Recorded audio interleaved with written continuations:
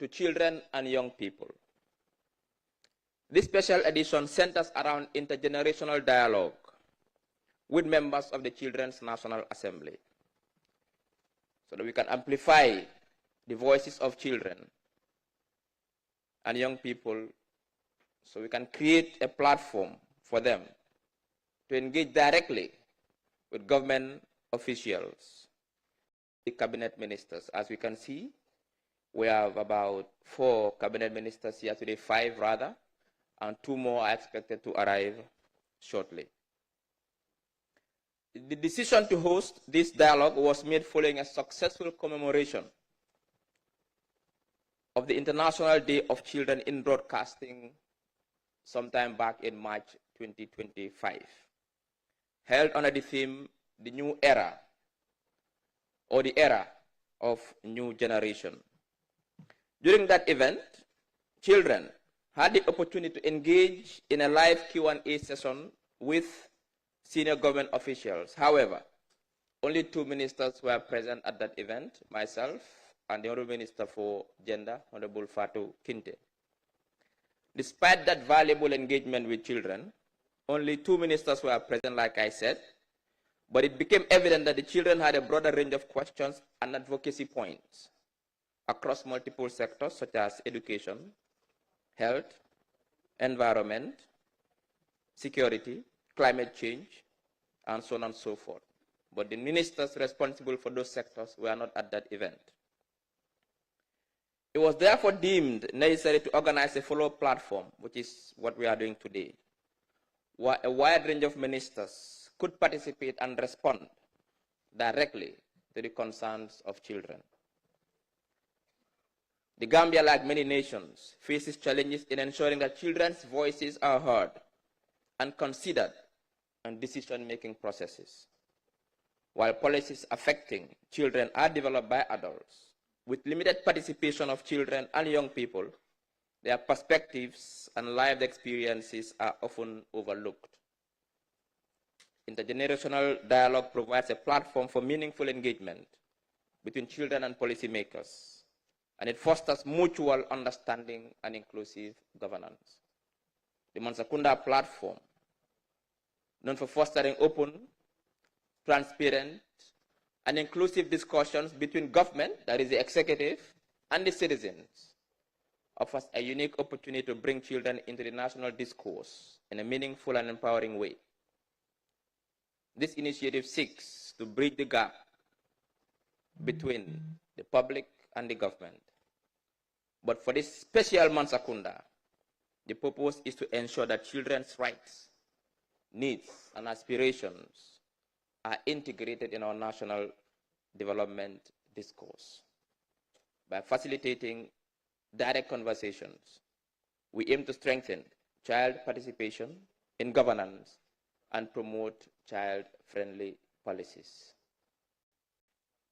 But before we start the event, where we start the engagements, I'd like to call on the Permanent Secretary for Information, Media and Broadcasting Services, Mrs. Kodu El Jabang, to deliver the welcome remarks. Thank you.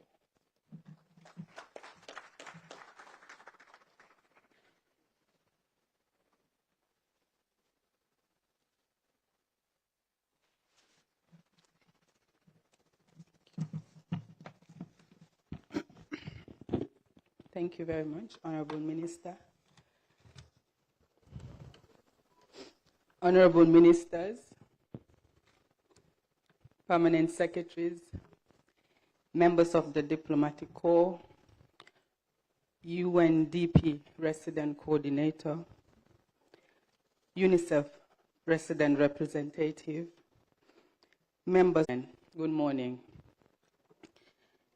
It is with great honor and deep sense of purpose that I welcome you all to this special edition of the Ministerial Town Hall meeting, Mansa Kunda. Today, Mansa Kunda is convened under the theme Intergenerational Dialogue on Child Rights in the Gambia. This gathering marks a significant milestone in contrast but in collaboration to reflect, share, and shape the future of child welfare in the Gambia. As the ministry entrusted with the stewardship of information, media, and broadcasting services, we are proud to co-lead this initiative along with the Ministry of Gender, Children, and Social Welfare, with generous support from the United Nations International Children's Emergency Fund, UNICEF.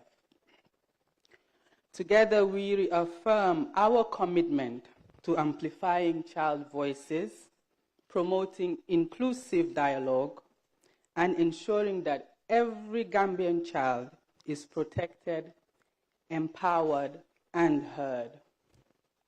The theme of today's Ministerial Town Hall meeting, Mansa Kunda, is both timely and transformative. It reminds us that the wisdom of our elders and the aspirations of our youth are not opposing forces, but complementary pillars of progress. When we listen to each other, we build bridges of understanding. When we act together, we build a future of dignity and opportunity for all children.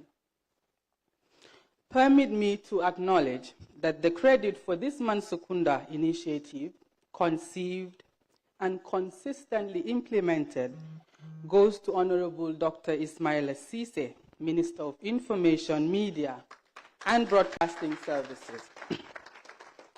The program has now evolved in a popular household program, loved and appreciated by the people of this country. Honorable Minister, we cannot thank you enough for taking this bold and innovative step of introducing the concept of Mansa Kunda. We thank you. Today's platform is taking our effort to another level, whereby cabinet ministers sit side by side with children, exchanging perspectives, experiences, and aspirations. This is the essence of the Ministerial Town Hall meetings, Mansa Kunda, a space of wisdom, unity, and forward-looking engagement. As we participate today in our discussions, I encourage each of us to speak with conviction, listen with empathy, and commit with courage. Let this town hall be a catalyst for policy innovation, community engagement, and sustained advocacy for child rights in the Gambia. I wish to take this opportunity to commend the organizers, facilitators, and participants for their dedication to this cause. Your presence here today is a testament to the power of partnership and the promise of progress. On behalf of the Ministry of Information, Media, and Broadcasting Services, I welcome you all once again and wish us all a productive and inspiring dialogue. Thank you all for listening.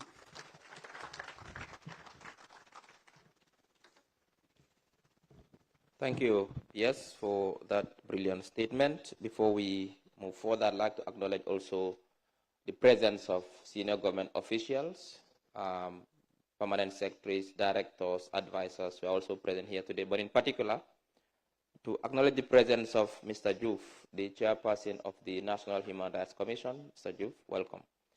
Next on the agenda, we have a statement by the resident coordinator of the United Nations, Mr. Carl Frederick Paul. Thank you very much.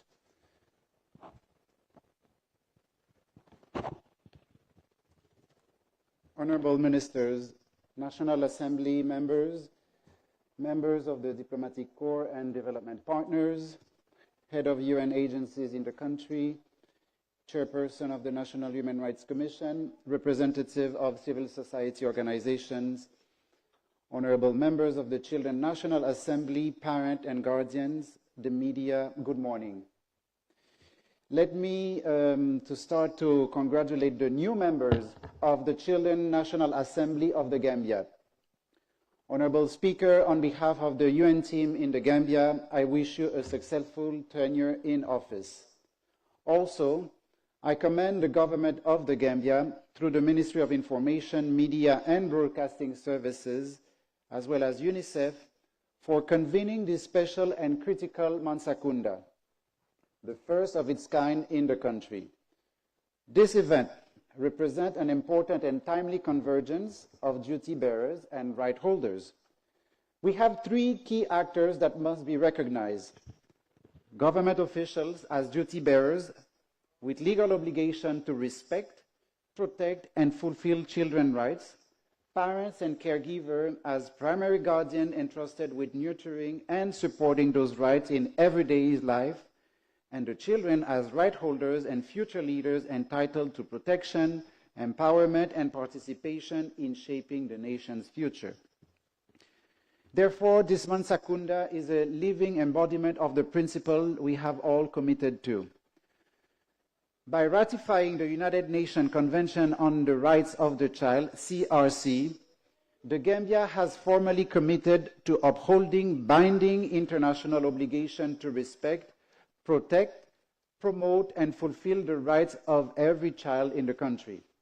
These obligations are domesticated through the Children's Acts of 2005, which serve as the national legal framework for the realization of children's rights.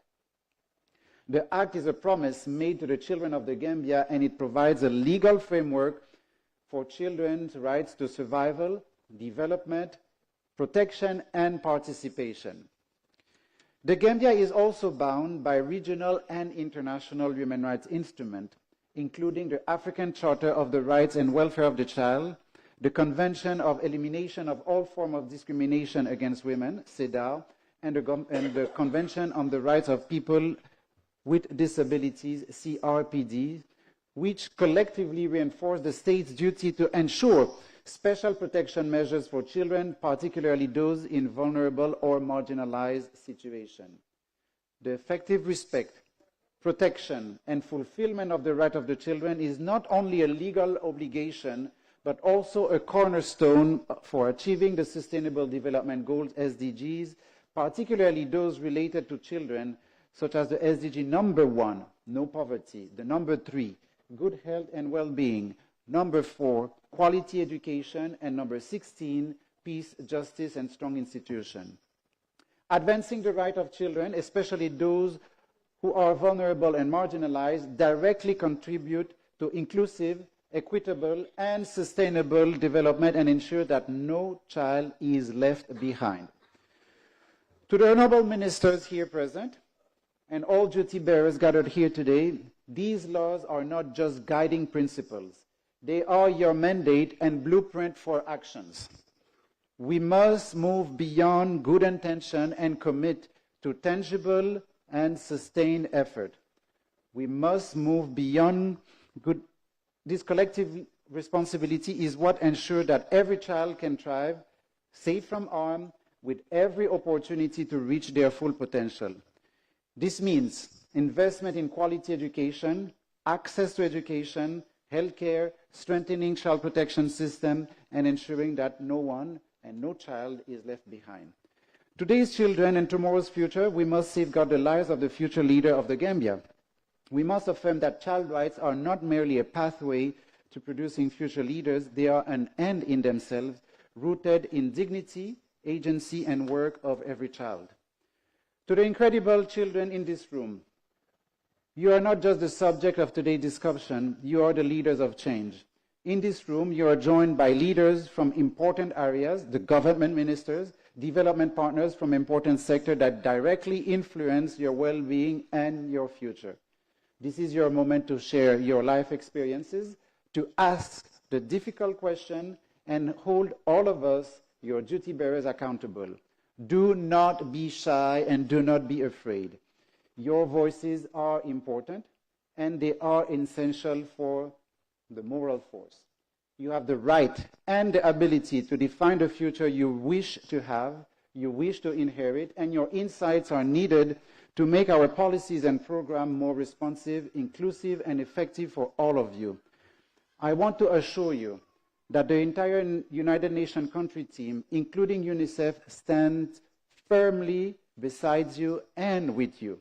We support the government in having strong institutions that protect children, deliver services, particularly to those of you who are most vulnerable, and amplify your voices. So therefore, let us take this unique opportunity to talk to each other, listen with open mind, open heart, and together have a renewed commitment to the rights of the children and to every child in the Gambia. Let us commit to act with the urgency. Let us commit to act with the urgency that this generation deserves. Children, I want all of you to have a very real and fruitful discussion with the ministers here, but also amongst you. Therefore, on behalf of the United Country team, I look forward to receiving the result of this meeting, and I congratulate you all for this organization of this event. Thank you.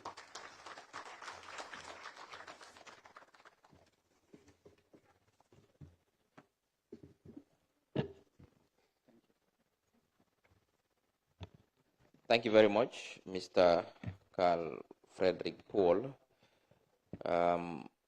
Before going further, I'd like to acknowledge the presence of two ministers who just joined us. The Minister for Gender, Children and Social Welfare, Honorable Fatou Kinte is here. Madam, welcome. And also the Minister responsible for Health, Dr. Lamin Samate is also here with us. Honorable, welcome. It just occurred to me that this event is crucial because of my actions in breaching protocol. It just shows how we sometimes forget about children. I acknowledge the presence of key people here, the ministers, the UN resident coordinator, ambassadors, but someone who is important. I didn't acknowledge his presence, the Speaker of the Children's National Assembly. That is why we forget about them. He should have been sitting somewhere here. I'm not sure why. It's a lesson we can all learn. So I've been sitting somewhere here so we can also acknowledge him. He's important. Honorable Babukar Sow, welcome, and we acknowledge your presence. Now, next on the agenda is a statement by the Speaker of the Children's National Assembly, Honorable Babukar Sow. Where are you?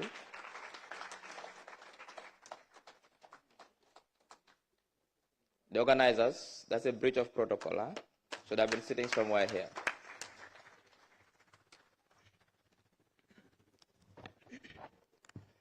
Honorable Ministers present, Permanent Secretaries, Union Resident Coordinator, Country Rep UNICEF, members of the Diplomatic Corps, honorable members, and my fellow children, representatives of our partner institutions, distinguished guests, fellow child representatives, ladies and gentlemen, Assalamu alaikum and good morning to you all. It's with great humility and responsibility that I stand before you today as the newly elected Speaker of the Children's National Assembly of the Gambia. On behalf of my fellow 105 elected child representatives from across the length and breadth of our beloved country, I extend our gratitude for the trust bestowed upon us to represent the voices, hopes, and aspirations of the children of the Gambia. First of all, let me highlight some remarkable progress made by the government in the recent years that relate to children, which we will immensely acknowledge. The construction of more schools, including TVET centers, ensuring children do not walk long distances to go to school. Prosecution of perpetrators of FGM and gender-based violence and maintaining the law. The Gambia Madrasa Integration Strategy 2025 to 2029 aimed at integrating madrasa and majalis education system into broader tertiary and higher education framework in the Gambia. Adoption of the National Gender Policy 2025 to 2034 to mainstream gender equality across sectors. Today, gathered here at Mansa Kunda, we take a bold step forward in demanding action. Our theme for this year's sitting, Working with Children to Build a Better Gambia, reminds us that Children are active citizens who must be included in shaping the present and future of our nation. Honorable Minister of Gender, Children and Social Welfare, it is in this spirit that I, as Speaker, on behalf of the Children National Assembly of the Gambia, I will present to you our 2025 call to action. This is the collective voice of Gambian children. It is a roadmap, carefully articulated, calling on the government and all stakeholders to fulfill commitment already made to us under the Children's Act 2005, the Women's Act 2010, the Persons with Disability Act 2021, and international instruments like the Convention on the Rights of the Child and the African Charter on the Rights and Welfare of the Children. This call to action urges the protection of children from abuse, exploitation, discrimination, and all harmful practices. Our participation in decision-making process at community and national levels. The fulfillment of our rights to equality healthcare, education, water, sanity, and social amenities.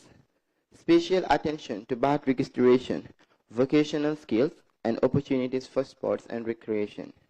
Bold steps to confront the realities of climate change, placing children at the heart of national responses, and equal opportunities for every child, including those with disabilities, so that no one is left behind. Honorable Ministers, this call to action is a pledge. As children, we pledge to respect our parents and teachers, uphold the laws of the land, take our education seriously, protect public property, and contribute to peace and development in our communities. In doing so, we are not just asking for our nation, we are also giving our commitment to it. But for our pledge to bear fruit, the government must act decisively and urgently. The rights and well-being of children cannot remain words on paper. They must be lived realities. Laws must be implemented, resources must be allocated, and structures must be strengthened. Therefore, with the mandate given to us by the Gambian children, I will officially hand over this 2025 call to action to you. Honorable Minister of Gender, Children and Social Welfare, we trust that you will champion it with urgency and seriousness. It deserves ensuring that every Gambian child is protected, nurtured, empowered, and given the opportunity to thrive. Let us work together, government, civil societies, development partners, communities, parents, and children to build the Gambia we want. A Gambia where children are not just seen, but heard, not just heard, but included, not just included, but empowered. On behalf of the Children National Assembly of the Gambia, I thank you for listening, and I call upon all stakeholders here today to work with us on this journey to secure a brighter, safer, and better future for every child. Thank you.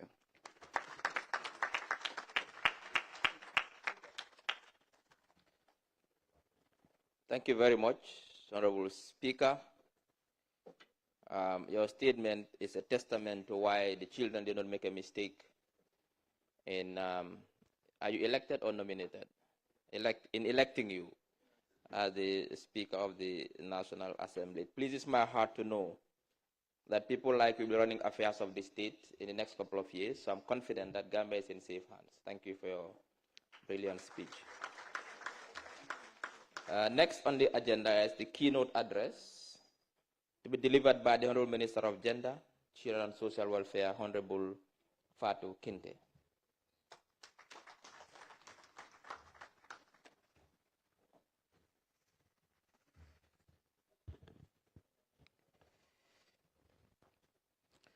The chairperson who doubles as the Minister of Information, Media and Broadcasting. My colleague cabinet ministers here present. UN Coordinator, Mr. Carl Frederick Paul. The UNICEF country representative, Nafisa, our friend and sister. All the ambassadors present here today. Foreign secretaries and other civil servants present. Staff of the UN present here. The Speaker of the Children's National Assembly and other members of the Children's National Assembly present, the media, all protocols duly and respectfully observed.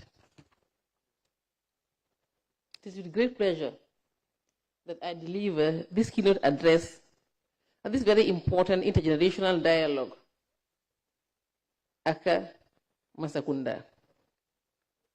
This gathering is not only holistic, but also a powerful demonstration of our collective commitment and responsibility to bridging the gap between generations, ensuring that the voices of children are heard, respected, and acted upon in shaping the future of our beloved nation, the Gambia. The Children's National Assembly has over the years proven itself to be a unique platform where children exercise leadership, debate issues that affect them, and hold policy makers and duty bearers accountable. Today's dialogue reaffirms that our children are not merely beneficiaries of development, but are partners and stakeholders whose lived realities, ideas, and aspirations must inform national policies and decisions. The chairperson, ladies and gentlemen, in line with the United Nations Convention on the Rights of the Child, CRC, and the African Charter on the Rights and Welfare of the Child, our national laws and policies, this dialogue reflects our duty as leaders to create safe, inclusive, and participative spaces where children can freely express themselves without fear or intimidation. Chairperson, ladies and gentlemen, my dear children, as a government, we remain steadfast in our efforts to strengthen child protection systems at all levels to prevent abuse, neglect, exploitation, and violence. We strive to promote access to quality education that is equitable, inclusive, and responsive to the needs of every child, including children with disabilities and those in the rural areas. We endeavor to advance child health and nutrition, ensuring that no child is left behind in our pursuit of universal health coverage, and empower children to actively participate in decision-making processes that concern their present and future. My ministry, in collaboration with partners, is working, and will continue working on strengthening policies, laws, and programs that will guarantee the holistic protection and development of every child in the Gambia. Distinguished guests, boys and girls, let me emphasize that this dialogue is not a symbolic exercise. It is a partnership between generations, a chance for ministers to listen and learn from children, and for children to understand the responsibilities and complexities of leadership. We must go beyond listening to acting on the recommendations and resolutions that come out of these sessions. Only then can we meaningfully build trust, foster accountability, and ensure that children feel valued as active citizens. To the Children's National Assembly members here today, speak boldly, truthfully, and constructively. Your perspectives matter, and your courage inspires us. To my fellow ministers, let us engage with open minds and open hearts. Let us not only respond, but also commit to taking forward the ideas shared here into our policies and national programs. To our partners and civil society organizations, continue working with us on this journey of protecting and advancing child rights and welfare in the Gambia. Distinguished guests, ladies and gentlemen, my dear children, together we can create a Gambia where every child is protected, educated, empowered, and given the opportunity to thrive. Together, we can build a future that reflects the hopes and dreams of our children, while rooted in the wisdom of experience from adults.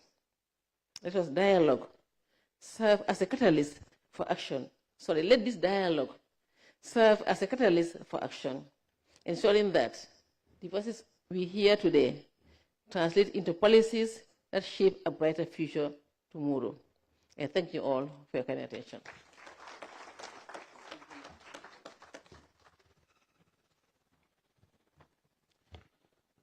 Thank you very much, Honorable Minister, Honorable Fatou Kinte. Now, based on the program, it says group photo, but I would postpone that till the end of the program and we can have the group photo. What we are about to do is more important than group photo. We are about to have the interface between the ministers and the children. What I would do is to give each minister 5 minutes to introduce your sector and to discuss how children's issues are mainstreamed into policy making in your sector or some of your programs. So the children understand exactly the mandate of your ministry and how they fit into that mandate. Each minister will do that 5 to 10 minutes, after which we'll now give the opportunity to children to ask direct questions to the ministers. So I think this is the essence of the program for now, after which we'll go on to the other aspects of the agenda. So we'll start with the Minister of Health. 5 minutes briefly, the mandate of your ministry and what your ministry is doing for children. You can come here. Thank you.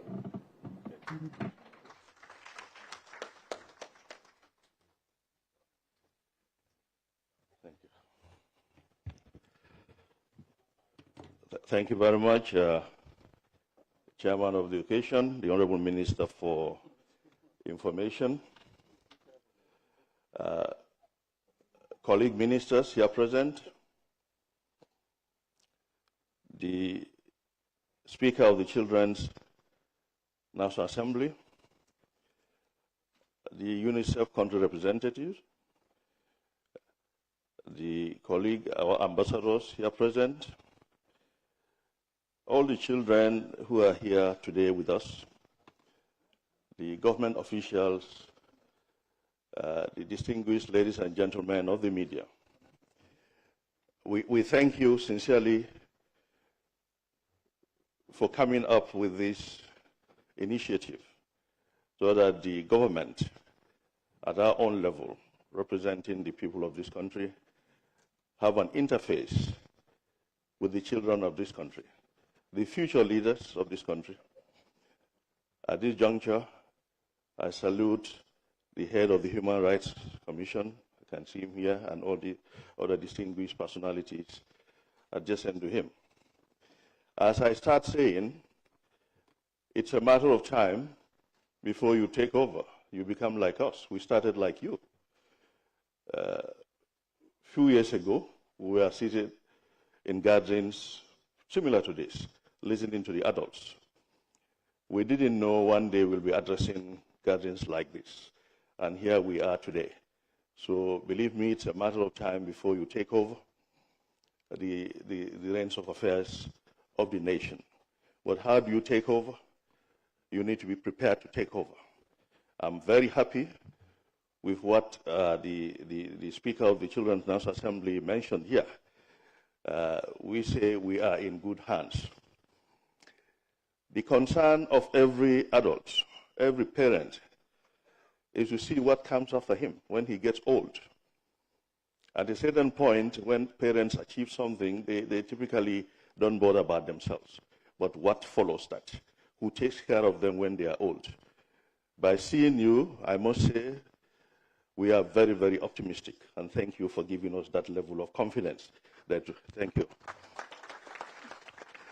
that when we are old and weak, we have people who will carry on taking care of us and taking care of our country. All these sectors in life are very important, and that shows every profession is very important. We sincerely do not know until we do not see that person who is supposed to do that activity. That's when we appreciate the importance of every individual in society. So we must continue to appreciate that. The health sector is one of these sectors. It is important. The other sectors are equally important because we all contribute to make sure that the human endeavors, aspects of human life are taken care of.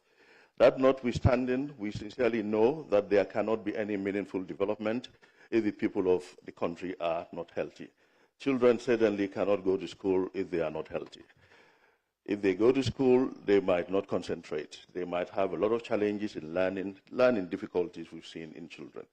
Therefore, it is the interest of every government to ensure that its people are healthy for economic development, for posterity. For there to be agriculture, the farmers need to be healthy. For there to be road construction, the construction team needs to be healthy. So health is one of the important sectors. The other sectors are equally important. The government of His Excellency, in coming into office, we inherited very difficult circumstances, and this is not politics. It was challenging because I was a surgeon at the teaching hospital, and I was the head of the department of surgery. So I knew the challenges we had. Those were the days that we did operations sometimes virtually blindly. Blindly means we didn't have most of the gadgets we needed to do those operations. We didn't have functional suction machines sometimes. The anesthetists did not have monitors to monitor the intraoperative condition of that patient. Some of them were done blindly. When we finished operations, sometimes we contributed to buy plaster, to apply plaster for that patient. The health workers contributed to buy catheters to relieve retention, urine retention in a patient who comes to the A&E groaning. So when we say this is what we inherited. Of course, we also inherited dilapidated health infrastructure.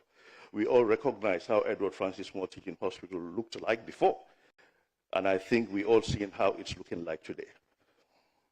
We've seen how the polyclinic is looking like today. So we inherited positive of equipment. Some of the equipment we had were obsolete. They were not up to task. And the capacity of the health workers. In many of the areas, we didn't have specialists. We used to refer so many of our patients to Senegal.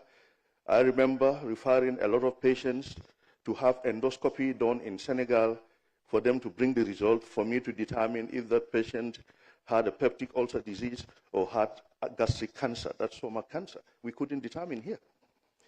But here we are today having a brand new functional endoscopy center at the Edward Francis Small Teaching Hospital. Here we are today having brand new laparoscopic, that is pinhole surgery center in Edward Francis Small Teaching Hospital. Here we are today with Gambian doctors, young Gambian specialists doing hip and knee replacement surgery in Gambia here. I referred a lot of elderly people who fell down in the bathroom and broke their hip to Senegal for hip replacement surgery. We have young doctors who are doing that here now today. Here we are today having complex neurosurgical operations carried out in the Gambia today and by young Gambian doctors. Here we are today with a functional cardiology center at the Edward Francis Small Teaching Hospital, also run by young Gambian specialists. So we are moving on and moving on and moving on. Strategically, what government does, some of it might not be felt today, but it is for you to take over. When government starts by putting in place good policies, which we are developing the mental health policy. The Mental Health Act will soon come into effect.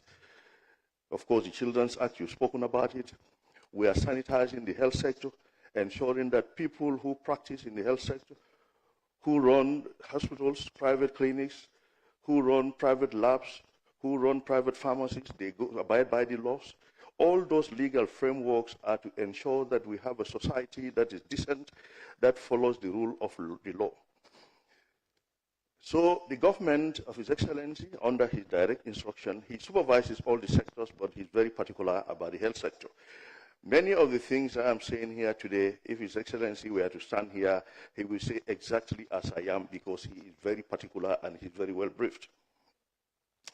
He tasked us to do three major things: to expand the health infrastructure, to ensure that there is access, so people do not travel many kilometers to get to health facilities, and to modernize, improve on the existing ones. And you can see we are doing that.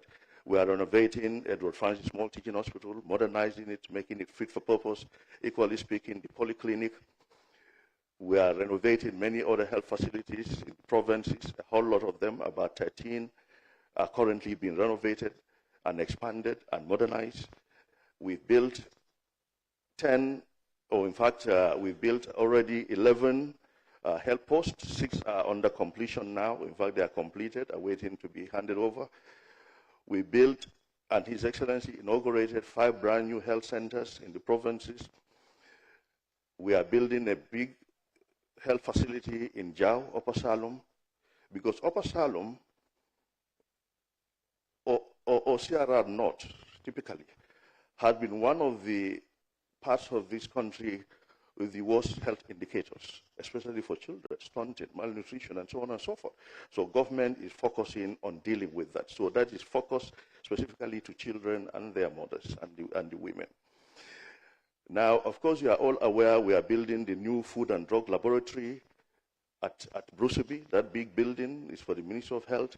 That is to ensure that every food that comes into this country, every drug that comes into this country can be tested. You all know of our devastating incident of the acute kidney injury in this country, how devastating it is for the children, the families, for government, for all of us. Really, really devastating. And government said, no, we cannot, this cannot happen in Gambia again. Let us build an infrastructure where we can test everything that comes to this country. We had issues with drugs some time ago, but we said we don't want any issue with the oil we eat. We all complain that the foods we eat, probably, we don't even know really. The oil we eat, any of us, including myself as health minister, I cannot certainly guarantee the quality. But now government is building that infrastructure to ensure that any food that comes into this country, any drug that comes into this country is tested. And we'll be very happy to take the children around that facility, because you also need to see what's happening in your country. You need to be exposed to them. And the government is building, with the support of partners, a state-of-the-art teaching hospital in Farato. The first phase, inshallah, will be completed this December. That is a 103-bed first phase, which has modern intensive care unit of 20 beds. Remarkable. It has our new National Public Health Laboratory, our new National Blood Bank. You also know that sometimes when people need blood, especially pregnant women, there are challenges.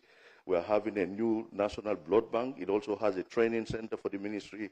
And it also has our National Imaging Center, which is going to have brand new ultrasound machines, CT scanners, MRI, fluoroscopy equipment. All of those are going to be there. So it's going to be an edifice. And we also have a new biomedical engineering unit over there. Equally speaking, when His Excellency came into office, the issue of medical waste management was a big challenge for this country.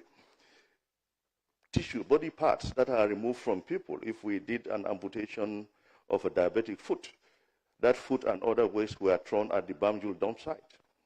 And then the vultures will come and pick them up, and it will rain over them, and children themselves are going there to play. It was so risky. Government said, no, we need to protect our children. Children cannot go and handle medical waste. And for the first time in the history of this country, we have a big medical clinical waste treatment center in Farato and one at Edward Francis Small Teaching Hospital. We didn't stop at that.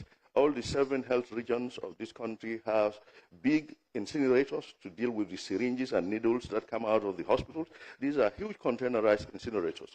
And 40 health facilities equally have localized incinerators in their facilities to protect the children and people of this country. So a lot is happening. I can go on and on and on and on.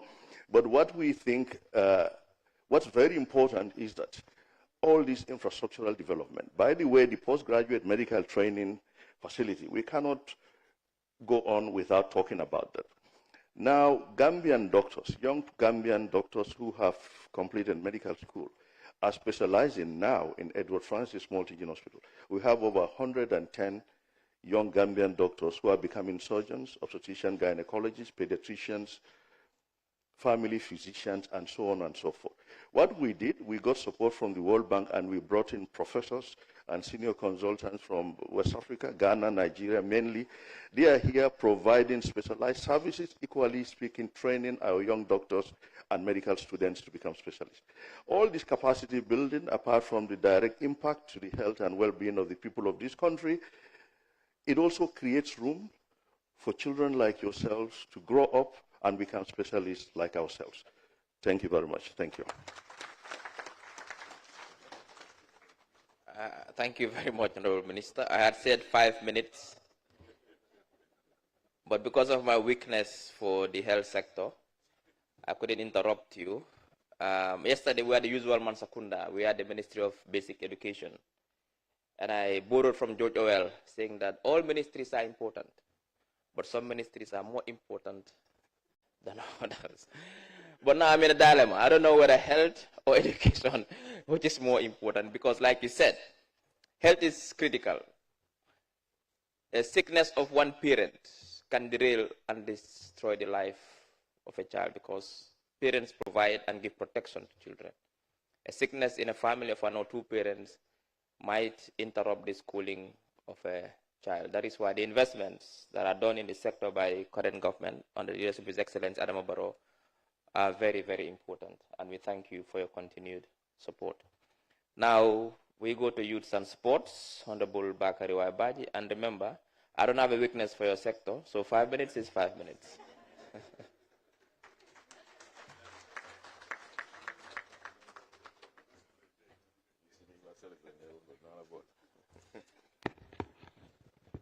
Good morning. I was just telling Doctor that I will report him to the young people of this country. They see him as part of them or part of us, and now he is saying that he doesn't have a weakness for us. That's already recorded. But now I'll limit myself to the 5 minutes. Good morning to the Dr. Ismail Assise, Minister of Information and Master of Ceremony, and to all the ministers that are here, the UN Resident Coordinator, the UNICEF representative, our dear friends, ambassadors, excellencies that are here, permanent secretaries, and all the directors and everyone, the commissioners, and all the young people of this country, under the leadership of the Speaker of the Children National Assembly, the newly elected Speaker of the Children National Assembly. We congratulate you and wish you all the best in your term as Speaker, and I hope you will learn in the footsteps of your predecessors that were there before you. And I'm glad to be here. This is one entity that I was part of the process of its formation from the beginning in my previous work as Program Officer of the Child Protection Alliance many decades ago. And of course, we have Mr. Hussein Usar here, who was our director at NACO, where I started before going to CPA.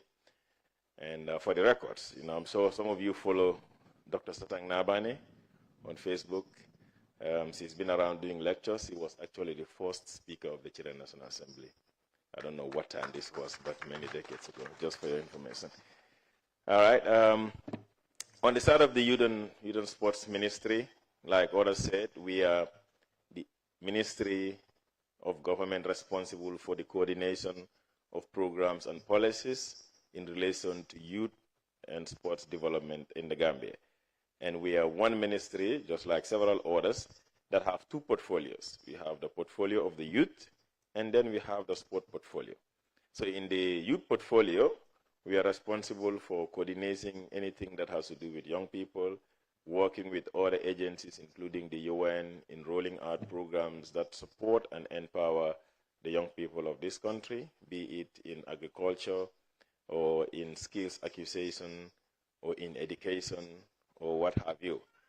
And then we have the sport portfolio, which has its vision as ensuring excellence in sport performance, participation, and the development of the infrastructure, of the sports infrastructure in the Gambia. So that is how to sum it, if you want to understand what our responsibilities are. So as a ministry, we have several institutions, several agencies under the ministry. On the side of the youth, again, we have the National Youth Council, where currently the Children National Assembly is housed, and they are responsible for the coordination, and I know there are efforts to hand it over to the Ministry of Gender because we know they are the right ministry.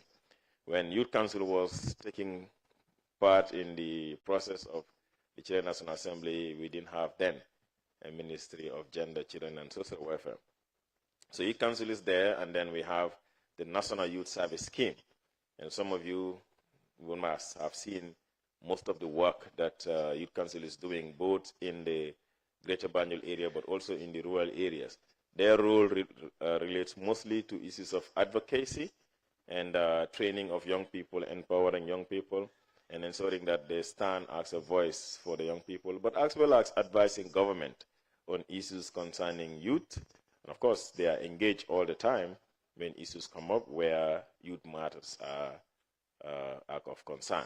And we do not necessarily reach out to every young person, but we see the National Youth Council as the one that represents government in issues of matters of young people, but also represent issues of young people at the government side. And so NYSS, as the name calls it, is this service scheme where as a ministry, as a government, we strive to empower young people through skill acquisition, through reorientation in terms of camps and others that help to reorient our young people and make them great citizens, and then send them to various institutions for skill training. So currently, we are rolling out the National Youth Service Graduate Program, which target university students. And every year, we recruit 100 young people, put them on orientation like they are currently on orientation and they're passing out today. And then they will have 1 year, 12 months of paid internship or paid job placement, all taken care of by the government and with the support, of course, of our partners as well. And then the ATP, which is the Apprenticeship Training Program, is targeting those that have not secured grade 9, well, from 0 to grade 9. So if you have not gone to school at all, or maybe you stop at grade 9, the ATP is the program that the NYSS uses to recruit those young people from all over the country, put them through a 1-month orientation at a camp where they are trained by the Gambia Armed Forces and the Gambia Police Force. And after that, we send them to a TVET institution for 2 years. And that is also paid by government in addition to the stipend that is given to them monthly to be able to facilitate their transport refund to go to school. So you have a program where your tuition fee, your transport refund to go to school, and school materials are all provided for by the government, and all they ask the young person is to just go and get that skill in for 2 years, and then you graduate and move on. Same as the regular program. So under the youth, that is what we do. For the sports, which is the most, I guess, focused issue, and sometimes we are accused of being biased when in actual sense we are not. There is a lot happening in the youth sector, even on the agriculture. We currently run an agriculture or agroforestry training center in Chamen, in the North Bank region, which every year recruits between 50 and 70 young people from across the country. And government pays for their breakfast, lunch, and dinner, and their accommodation for 12 months. And when they graduate, we give them a token to go and start something new. So these are all initiatives that are in the youth sector. But the sport, because it comes along with a lot of noise and a lot of talk, that's why people tend to focus on that. But in the sports sector, we are responsible for the infrastructure, and currently we are developing some of the infrastructure across the country. And like Honorable Dr. Samate said, and we are not comparing with the past, but the reality is that this government is doing so much in terms of development infrastructure, because we believe that you cannot have a thriving sports sector, you cannot have excellence in sport, you cannot have young people that are going to go out there and represent us well if you don't have the infrastructure at the local level. So government is putting so much in developing the infrastructure across the, across the country. And of course, our national teams. So I'll just take 1 minute to conclude on that. We have our national teams. Today, every sport association in the Gambia feels and gets support from government.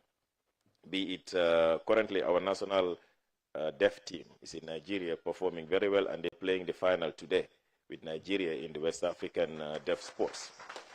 The amputee team was in Egypt last year, and then our national team is going to Kenya to play against Kenya for the World Cup qualifiers, and you can go on.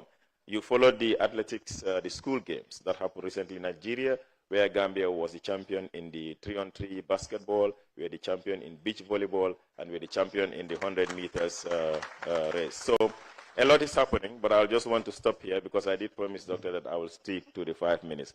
Thank you for the opportunity to be here. Thank you, Honorable Minister. I think I understand the Honorable Ministers because they've done a lot and they want to share everything that they've done.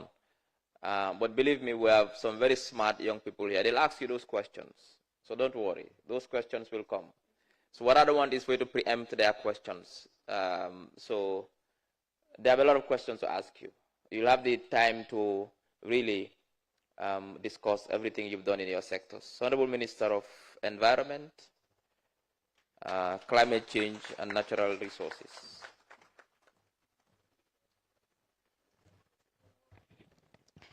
Thank you, Doctor. The MC for this ceremony, I think from yesterday to today, you have been paid by the young people to steer their affairs. Congratulations for teaming up with your teams. Good morning to all here present. Allow me to stand on existing protocol to maximize my 5 minutes. I wish it's 5 years. My 5 minutes time allocated. I want to recognize the presence of my technicians, Honorable Minister, because of the importance climate change and the Minister of Environment put on the matters of the young people. I ask all my technicians to be here. I have the Director of CPC, that's the Director of Projects. I have the NEA Executive Director. I have the Director of Parks and Wildlife. And I want to believe even the forestry is also here. I saw one of them. I think all my technicians are here present. Not to make direct contributions today, but to feel your concerns, so that in the future we will be able to not only incorporate all your concerns in what we do, but to be able to recognize your importance and open our doors more widely to engaging with you, knowing that you are the future generation of this country. I recognize the presence of the Minister of Gender. This is your show, but of course, the UNICEF rep, who has not only been advocating for the young people's interests, but he has been very aggressive. She has been very aggressive. I remember before our climate change bill was being designed, she came to say, look, we want to have a separate policy that addresses youth and the environment. I said, no, let's slow down. We have our the first climate change bill that is coming up, and that's the highest legal instrument and the right fit to have matters of young people input. And there, she didn't relent. She continued to work with us. And I want to tell you, for the first time in the history of the Gambia, under the government of His Excellency President Adama Barrow, we are having the climate change bill. It's already validated and now at almost the last stage for Cabinet to approve, then to National Assembly. The bill is not only the end, we are still also going to have the strategic policy to guide the implementation of this bill. Within the strategic outlines, we have 5 key pathways to follow to implement it. But I just want to concentrate on the most important for this gathering. That's to talk about enforcing, strengthening the legal base and its enforcement. That cannot be done without the right advocacy and the right knowledge base. Because for policies to be meaningful and sustainable, attitude must commensurate. And attitude cannot commensurate if awareness is not there. And awareness cannot be there if people are not educated.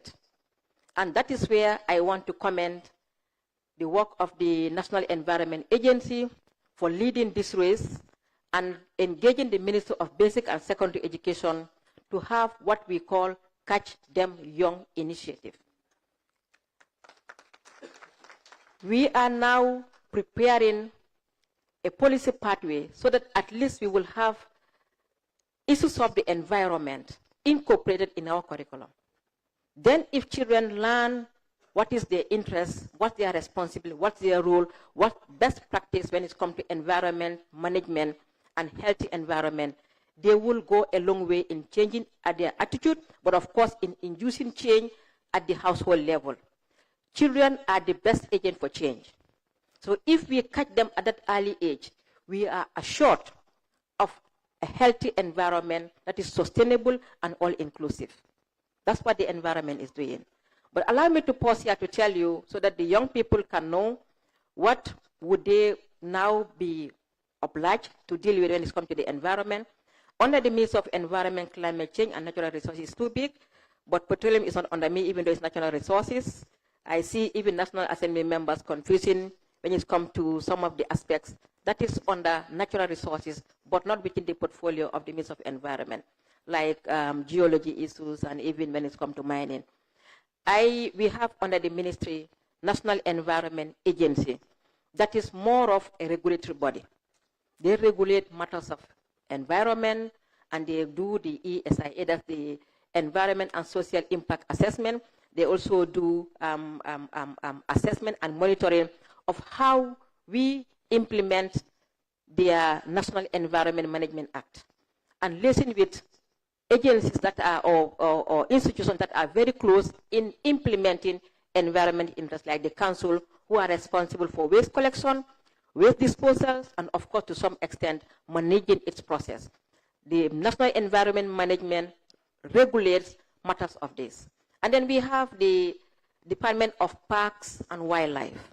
The Department of Parks and Wildlife are not per se dealing with the forest, but live inside the forest, and even those that are wild and are also in the sea. So that's their responsibility.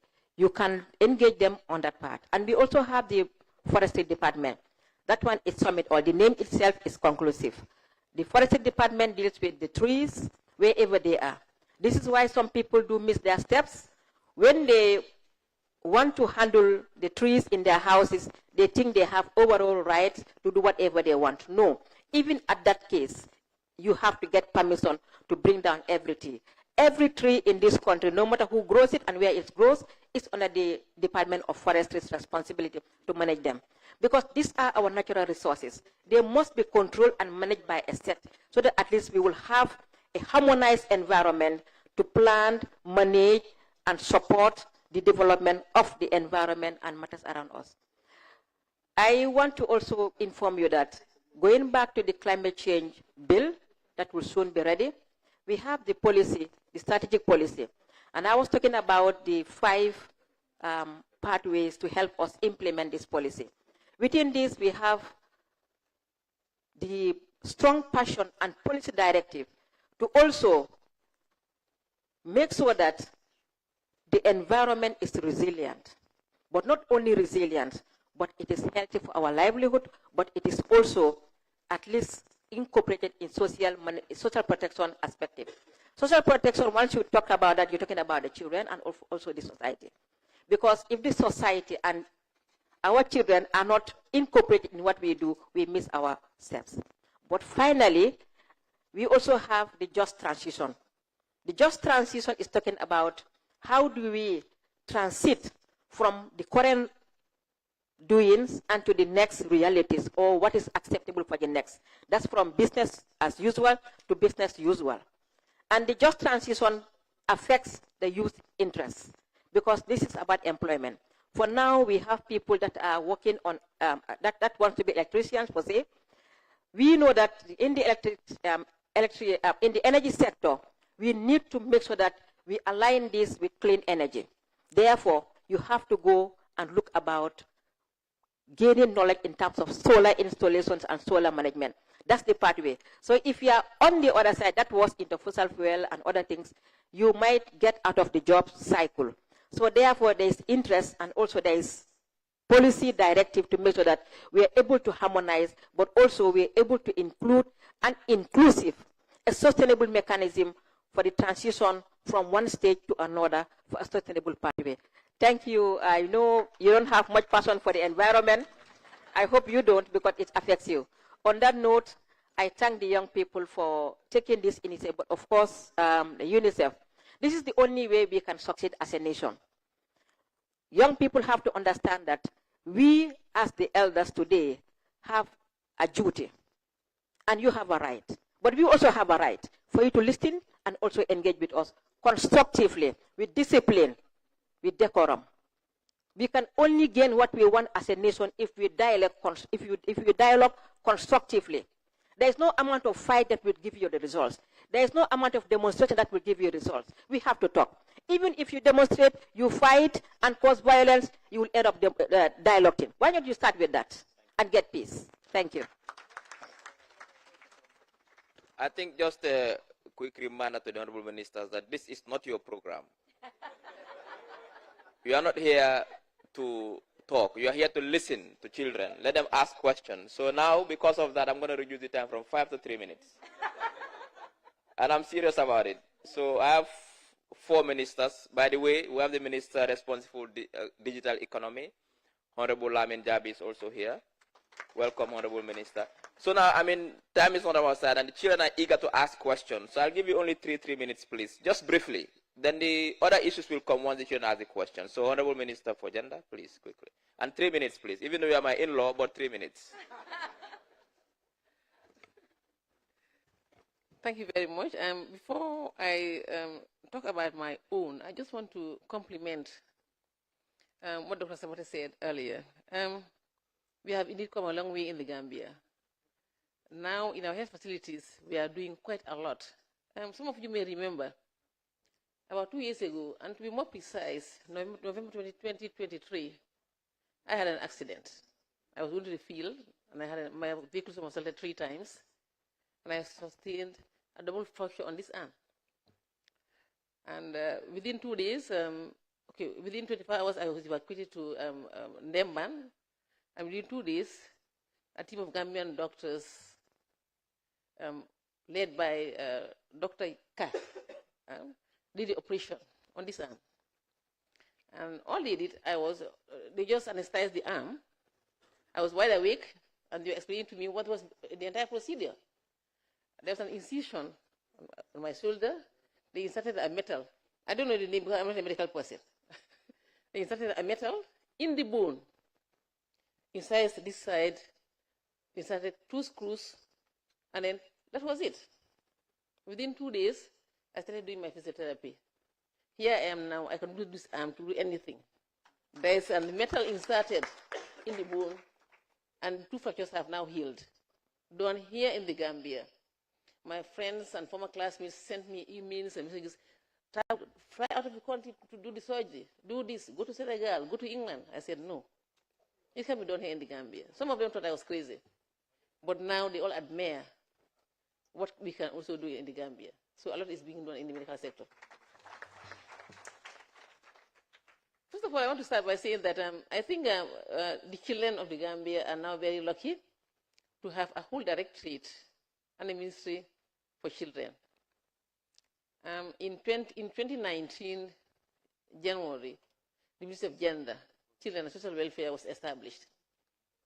And we came on board in March, and I started with the strategy plan, and also developed a directorate for children's affairs. Before, everything was on the social welfare, which was really, really big. So we chose to divide it into 2 directorates, Directorate of Children's Affairs and Directorate of Social Welfare. And Children's Directorate has its own director, deputy director, and a team of staff, as well as regional staff in all the regions of the Gambia, working on children's issues. And we here in Bakote, not far from this place, we have an orphanage. It's a shelter for children, where children with special needs, by that I mean those who don't have parents, are kept and they are given all the support that is required, everything. And last year, in partnership with the Ministry of Basic Education, we got support from the Mansa Kunda Foundation, and we built a 4-classroom block for the children. And because we don't want them to be using the school alone, we invited the neighbors in Bakote to also bring their children. As we are speaking, we have 104 children going to the school at the moment. We also have the family centering program where we support people who are vulnerable. And we get the statistics from GBOS to the social register. So we support children with disability, children with double disability. We also support orphans. And every month it's $1,000, though small, but then there are hopes to increase it. April this year, we have reached out to 5,001 Gambians, including children. And then as we are speaking now, work at an advanced stage to start the disbursement of support to the 5,001, which also includes children, orphans, and children with a double disability. As a ministry, I remember during the COVID period, with funding from UNICEF, of course, most of our work in the directorate, I can see 98% of our work in the directorate is funded by UNICEF. And we launched a program to support children in vulnerable families in North Bank, CRR, and West Coast region. And then we were able to reach out to 1,000 families with children. We supported them with foodstuff, oil, rice, sugar. And we also gave one monthly installment of $1,000 to each family with a vulnerable child. Again, in 2002, during the flash floods, in KMC, we did a comprehensive assessment of families mostly affected which have children. And we were able to identify 240 such families. Again, we give similar support. At the Ministry of Gender, Children and Social Welfare, we have launched the hotline 199. Initially, we launched it with UNICEF only for children. But later, we made it all-inclusive also to address all cases of gender-based violence, not only for children, but also adults as well. It's located in Bakote, and all the other UN agencies came and gave support. We have the call center, UNDP, UNFPA, they all came and gave support. And we have the call center, 24-hour call center, anonymous calls, of course. When you call, you don't need to know your name. Just tell us where violence is taking place. And then quickly, we'll release a vehicle to get the victim over and give support. If you are in the rural areas, we refer you to the one-stop centers. In each health facility, major health facilities and hospitals in the Gambia, we have a one-stop center. And there we provide the supermarket approach to services. Everything is provided. Healthcare, psychosocial support, legal, the police also there. If you require legal services, pro bono, of course, we take it up. One more, which is also very important. I just want to say that we, in addition to the orphanage that we have here in Bakote, we also support other orphanages and make sure that we have the standard operating procedures, which every orphanage must go by. And they must be registered with us. And we do the assessments periodically to make sure that you provide the right services for the children. If you don't, we close you down.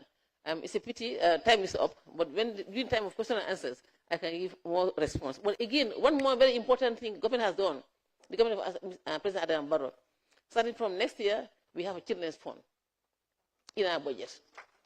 We have a children's fund in our budget, and no, it's this year. It's already in the budget this year, yes.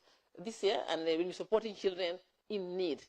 And we also have a simple small support at the level of the office, where vulnerable families are assisted. If you have a baby or two or even triplets, and you write to us, you need support. We support with milk formula, clothing, and other support. And this is for all children across the country. And there's small scholarship also in the directorate, where children, we know for the public schools, it's free education. But then you need support with books and other things.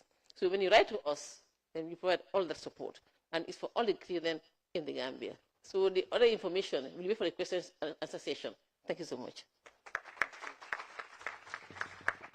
Thank you very much, Honorable Minister. I think a lot has been said. It's a lot of information. So what I would do is I'll divide this into two segments. The first segment, the 4 ministers have spoken. I'll now open the floor for Q&A. Once we receive Q&As and they have appropriately answered them, we can go now to the next session for the rest of the ministers to also answer questions, so that before the children forget everything that has been said here. I know, but everything got confused. So if you just permit me, yeah, please. So we Q&A.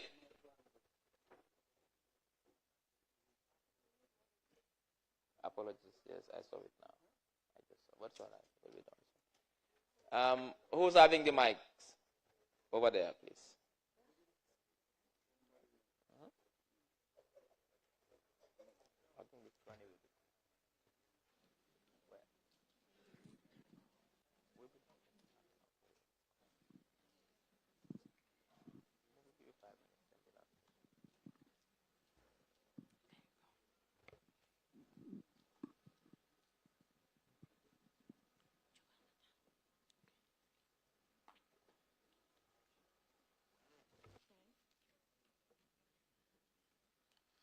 Assalamu alaikum to you all. Quickly, you feel free to ask questions in the language that you are most comfortable in. Okay. Thank you. Good morning to you all. I go by the name Honorable Mariam Antaseka, the newly elected Deputy Speaker of the Children's National Assembly of the Gambia. A representative of CRR, CRR. I want to appreciate the government for submitting the periodic report 4th to 7th to the UNCRC Committee of Child's Rights in 2024 and for receiving including observation in 2025. The observation highlight the critical issue affecting children in the Gambia. Are you all aware of this observation? If yes, what are your opinions and commitments? Thank you. To which minister is that question directed to? It's a general question. It's a general question. Thank you. Gender. Okay. Thank you.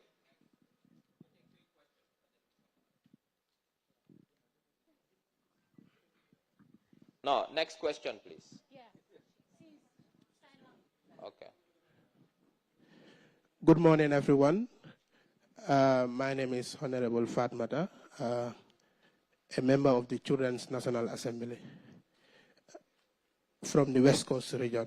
Well, I want to ask this question to the Honorable Minister of Education. As you can see in the Gambia, we don't have enough sign language interpreters. We want the government to help in training many sign language interpreters so that they will help us to interpret in educational settings, such as the university, Gambia College, so that it will help to have more inclusivity when it comes to education. Thank you. Thank you. Thank you. We'll take 2 more questions and we'll come back to the ministers.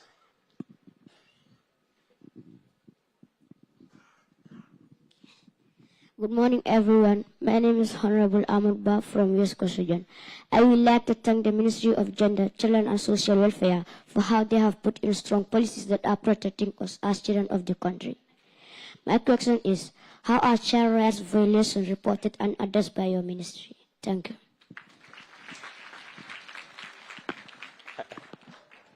Final question, please. Good afternoon, everyone. My name is Mafanta Kebe from Cardiff Municipality. So my question is directed to Minister of Health. There has been a lot of capacity building of medical personnel, and I applaud government's commitment in training, especially our homegrown healthcare providers. Recently, I witnessed a distressing scenario at the Banjul Hospital where a person with disabilities spent hours waiting for assistance because the staff on duty were unable to understand her needs.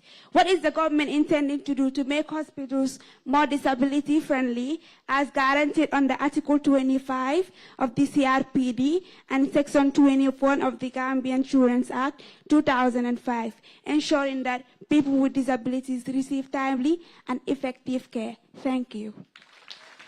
Thank you. We'll come back to the ministers to answer. Gender, I think the first question was for you. Yes, there's a mic there with the ministers. Yeah, there is.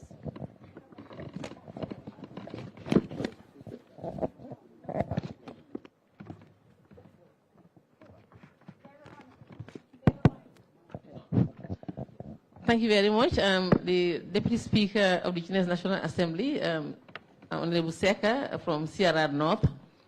Yes, we submitted combined reports in 2024, and in January this year, me and my team were in Geneva to present the report. After that, then we received a recommendation on some of the things that have not been fully implemented. On return, we work closely with UNICEF to classify those recommendations into legal framework, policy, and strategic actions. And as we are speaking now, just yesterday, my team had a programming meeting with UNICEF for the third quarter of this year. And some of those will be implemented during this last quarter of the year. But again, at the Ministry of Gender, we don't work in isolation. And we have shared that the list of the recommendations with our partners, government, CSO, and UN. And some of them will also take up some of the action points, since it falls within their mandates. But above all, we have the coordination mechanism, and we coordinate and make sure that they are fully implemented. So be rest assured, each and every recommendation that we received from Geneva will be fully implemented. And I want to say that meeting in Geneva was a very good one, because we are the only country that presented 2 reports. All other countries presented only 1 report. But the Gambia, small as we are, we presented 2 reports. But the actions, no doubt about that, they'll be fully implemented. And in addition to UNICEF, we also will have to get support from other partners. Government is already doing a lot. I mentioned earlier that now we have a children's fund in our budget. So part of that will also be used for the implementation. Thank you. That's Thank what you I have very for much. you. And there's another question that has to do with how children's rights reported. Sorry? Child abuse. Okay, sorry.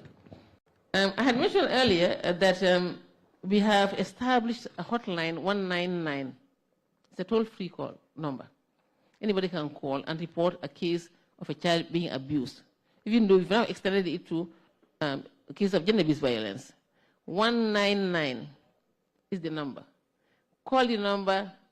We don't want to know who you are, but what we want to know is what has happened, where it has happened, and who has been affected. Immediately we'll give advice.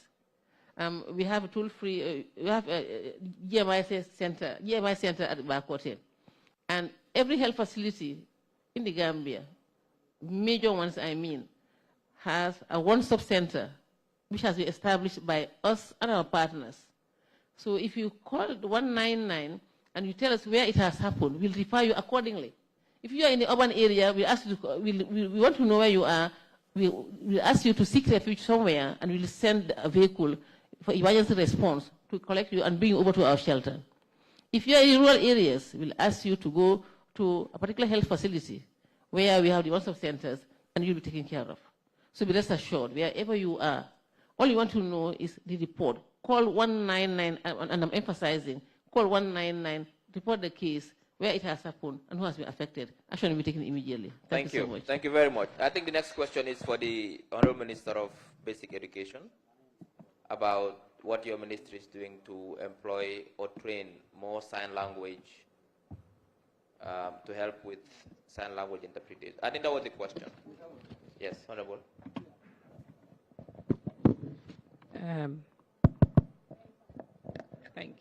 Thank you very much. Good morning. Although I will have my own time to discuss and brief you on the mandate of the Ministry of Basic and Secondary Education. But to respond to this concern and question of the person that asked, the sector currently is undertaking reforms to ensure that education is delivered efficiently, more efficiently and effectively. And in this, we are not leaving anyone behind. Inclusivity is at the forefront, is at the center of our work as I speak. Therefore, we have embarked on standardizing sign language in this country. We notice that by far, sign language in basic and secondary education in the country generally is not standardized. So meaning people are taught to educate or to speak using the sign language in this country in different forms. We now have a framework which is going to be validated soon in consultation, of course, with the Ministry of Gender, because there is stakeholder and other ministries that deals or that work, whose works are very similar to ours, to ensure that we have a dictionary of sign languages so that the educators that are trained in tertiary and higher education go through that same system to be able to deliver a very elaborate and the same sign language, or use the same sign languages in communicating with the special needs students or students who need it to be able to understand teaching or to learn effectively in the schools. So this reform has begun, just to tell you. That is what we have done so far. I think that yes, that's answers. fine. Thank you. The next question is for the Minister of Health. Honorable.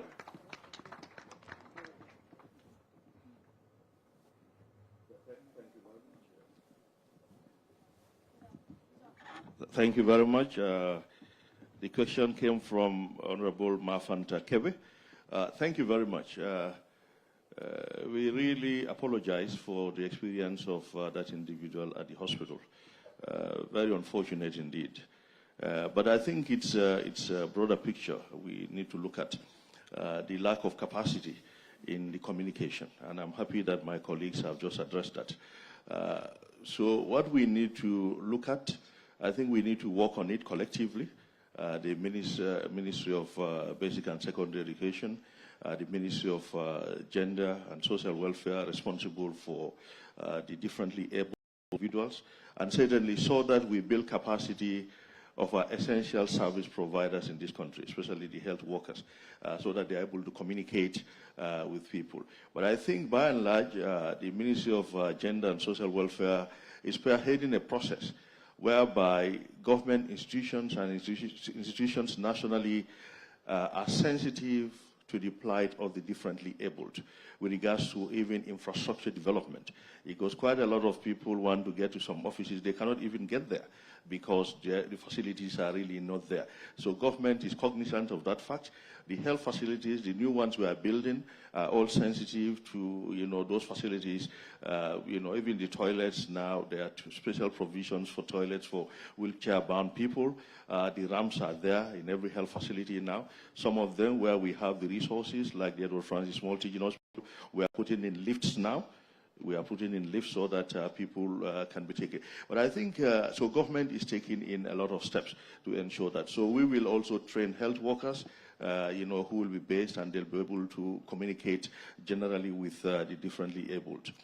Now, but I think it's very important for society itself, because if the interpreter is not there, how do we talk to our own children, our own brothers and sisters? So society itself should be interested in learning this. I don't know how difficult it's going to be, but I think it's been standardized.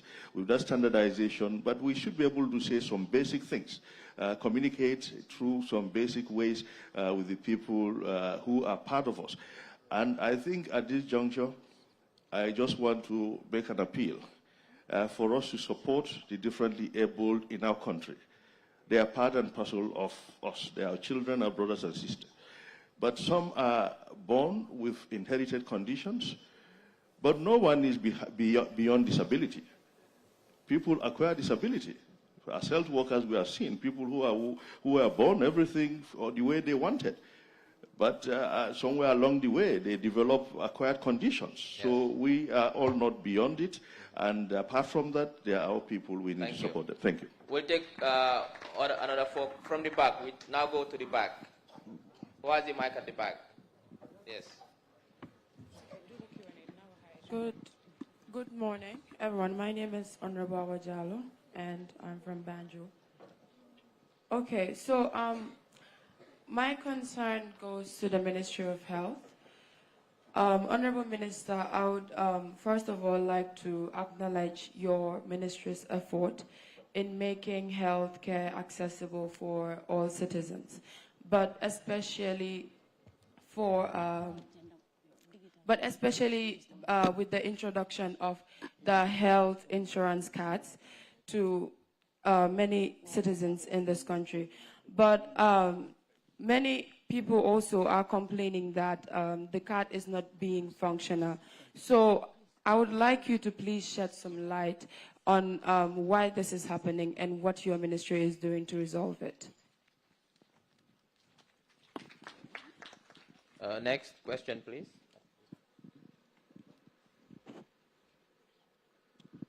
Good afternoon, everyone. My name is Honorable Karamo Jame from Banjul. My question goes to the Minister of Youth and Sport. But before that, thanking the Minister of Information for giving us children having this opportunity to talk with ministers. Honorable Minister for Youth and Sport, my question goes to you as for how are you implementing to boost up our sporting industry? For my region in Banjul, many children have the mindset that if I want to play football, I have to go to Senegal or other neighboring countries for a better academic performance or something like that. Even friends of mine tell me that as soon as they finish with their education, schooling around grade 12 or even grade 9, they will try and move to Senegal because there they have better opportunities and they can travel. Some even tell me if they become professional footballers, they would rather play for other countries than Gambia, which is very shameful. So what I would like to implement is that you have to improve more academies in every sport, not only basketball, football, even golf, tennis, everything that touches the aspect of sport. I know that you are doing a much and we are saying thank you so much. But please try and include these things. Thank you very much. Thank you. Good question. Good day, everyone. My name is Honorable Emily Pereira from Carnifing Municipality. And my question goes to the Minister of Gender, Children and Social Welfare. I highly applaud the work you and your ministry have been doing in the country, from following up SGB cases to making sure that those victims attain justice. But Honorable Minister, in Section 4 of the Sexual Offence Act of 2013, it clearly states under the Constitution of the Gambia the penalty of rape, which states that a perpetrator can be convicted and sentenced to 10 to 15 years in prison if found guilty of rape. Honorable Minister, with recent cases in the country, I can clearly state that this penalty is not applied. This penalty is not applied because most of these rape cases are dragged and they are inflicting more pains on these victims. So I'd like to know what your ministry is doing to making sure that these victims attain justice at the right time. Thank you. Thank you. The final question for this round. Good day, Honorable Ministers, my fellow SNAG members, and all protocols duly observed. My names are Honorable Paul Mendy, a representative of CRR. It is a great privilege for us to have a dialogue with the ministers on the issues that are affecting the children of the Gambia as a whole. And my question goes to the Minister of Gender, Children and Social Welfare on the issues like FGM. You are doing a great job on FGM in the Gambia here. Before, there were a lot of FGMs happening in the Gambia, but now, due to the laws that you have made, like anyone who is caught of doing FGM will have some years in the jail or pay this amount of money, and it has been reduced. But still now, some are practicing it. Why? My question is, why is it that it cannot be completely abolished in the country? Thank you. Thank you. I think we have 4 questions, one for health, if I'm not mistaken, and 3 for gender. Oh, sorry, 1 for health, 1 for youth and sports, and then 3 for gender. We'll start with youth and sports, please.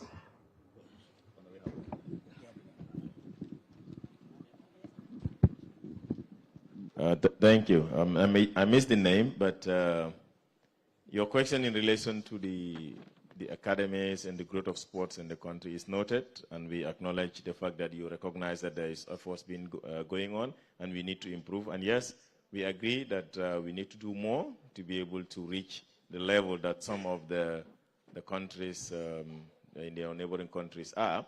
But again, issues of academies are private, and of course, government needs to be able to create that environment, and we have already started that. Recently in cabinet, we were discussing special investment certificates, and sports was never part of it. But government now recognizes that sport is no longer just a leisure activity, it's an industry, and we need to develop it. And we have now moved on to be able to include sports in those sectors that are considered as investment sectors, so that we can encourage people that are interested in investing in sports, so that they can be able to come and open the academies. Because in Senegal, like you said, those are all Jambar, Generation Food, those are private sector led, and that's what we want our private sector also to get involved. But we take note and we'll improve on that.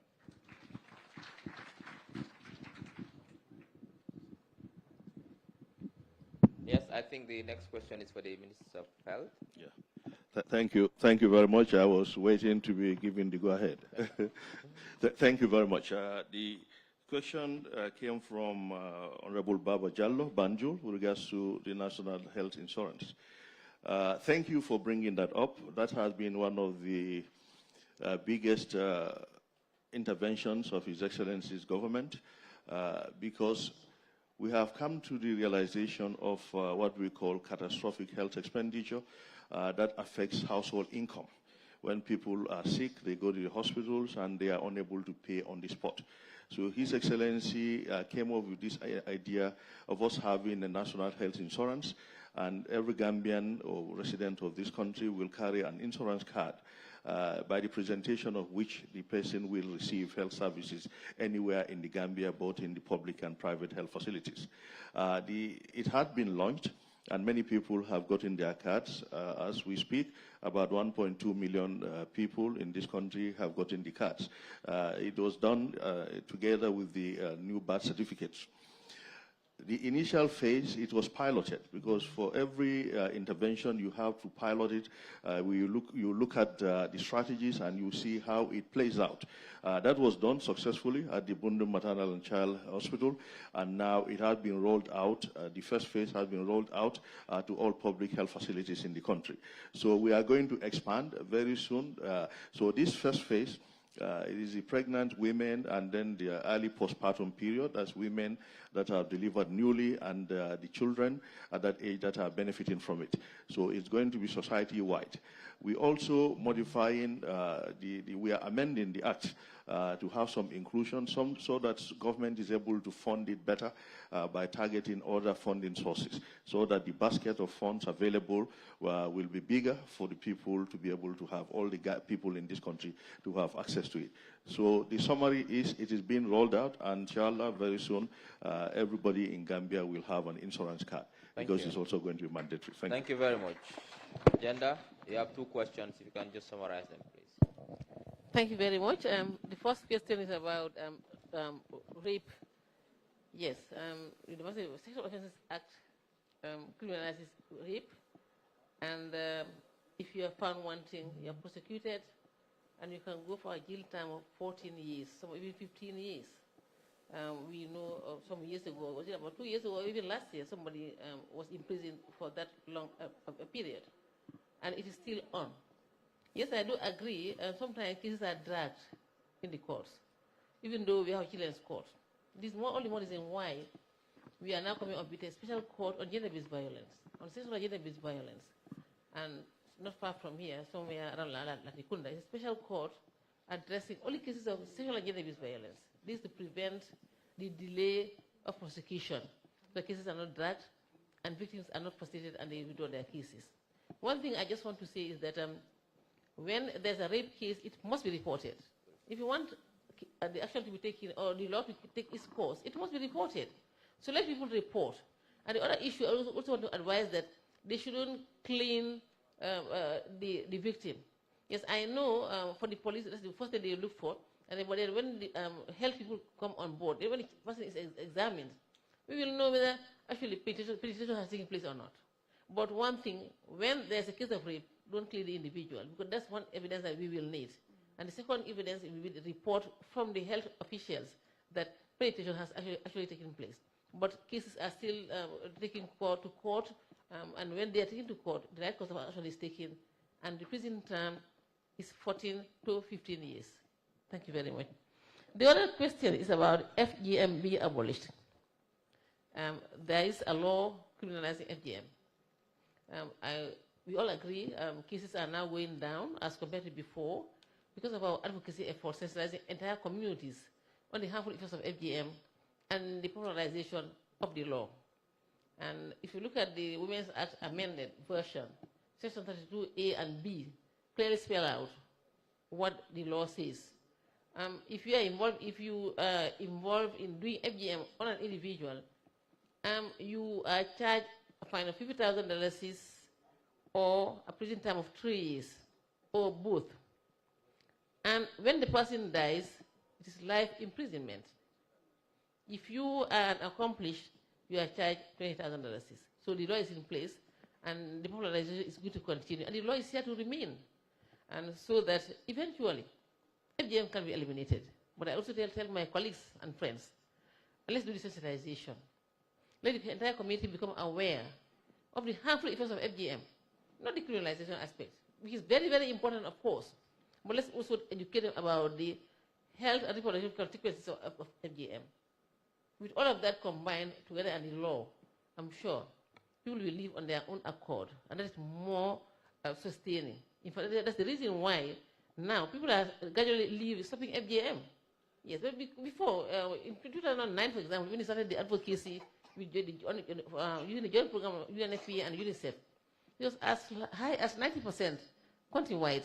Although as you come into the urban area, you have regional variations, it's coming down. But then now it has come down to 73%, which is a remarkable achievement. People are living on their own because it has no benefit whatsoever, and it's not a religious obligation.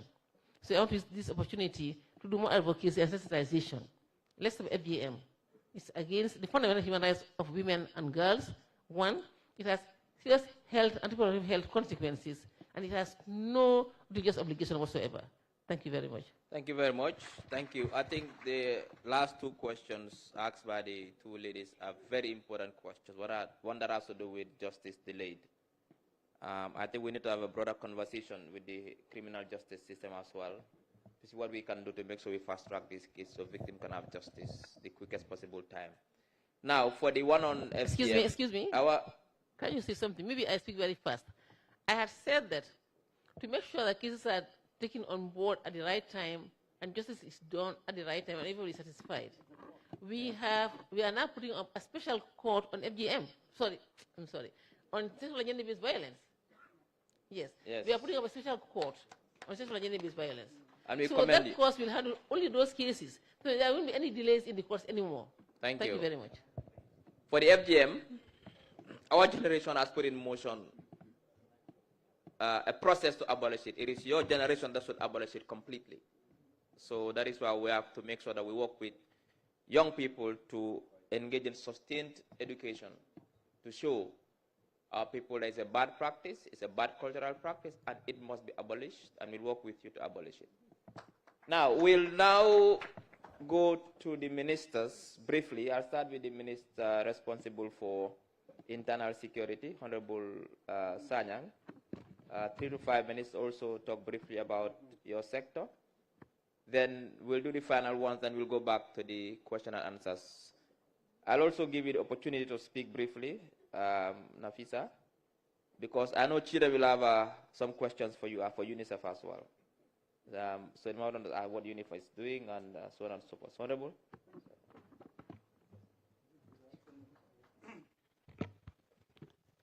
Thank you very much, Honorable Dr. Ismail Sisi, for giving us the opportunity to be here with the children.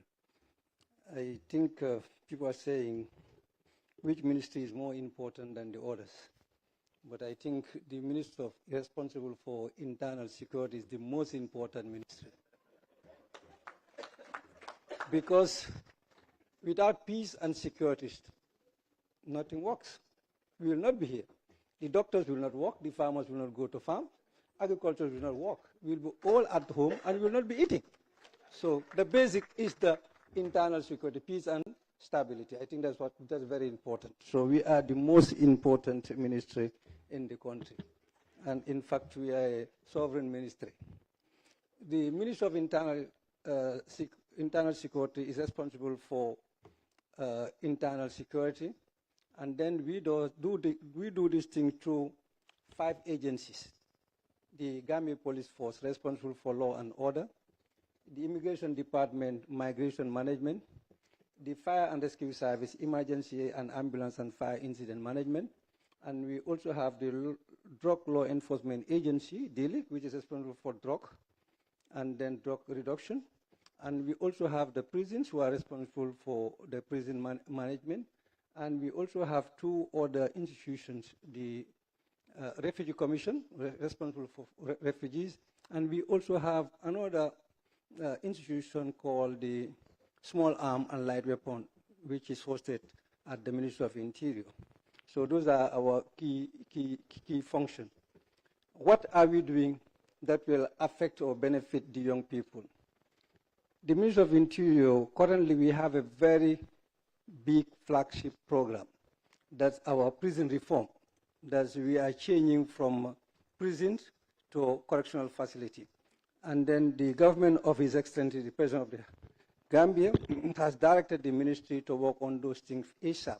I think in the next 2 to 3 months we'll lay the foundation stone. We have identified the land around Brikama Nyamikala, and then we have almost half of the fund. And then we are trying to see, once that is established or actualized, we will not have a prison system, we will have a correctional facilities with also a production center. But in that particular correction facility, we take into account for the juvenile offenders, young people that have conflict with the law. Because once you are sent to prisons, you lose your education. But in this particular facility, if you are sent to prison, you continue education. Grade 7, it will have facility that will do grade 7, up to grade 12. And then if you are grade 7, you go to grade 8, and then we have the prisons, we will connect you, because we are working hand in glove with the education sector to make sure children are taken care of. And also another most important thing, I think the UN rep is here, and then the German rep just left. Our new facility, the new police model facilities, we also took care of the gender and children's facilities that are inside those stations. We have built about UN sponsored 1, the German sponsored 2. We are also doing 2, and then the GIZ also are doing another 5. But by the end of the year or next year, we'll have almost 10 new model police stations. Mr. Juve is here. I think I used to have problem with people when I was the Inspector General of Police. The facilities, police facilities are not conducive. I always tell them, this is what we have. So that was the reason why we thought that we need to come up with not cells, but holding facilities. People, because anybody can come into conflict with the law. Because most of the time, when we put people in the cell, we think we just want to put people in the cell, but when we go home, we don't sleep, because we know the conditions. That's why the Gambia Police Force are doing everything possible to make sure we have model police station. If you are there and you come into conflict with the law, you'll be comfortable whilst we are holding you. They are not punishment centers, but we need to do our processes, and then people need to allow us to do it. I will stop here for the meantime, and then ask my question. Thank you. Thank you very much. Police officers never fail. When you tell them 5 minutes is 5 minutes. Honorable Minister, Basic Education.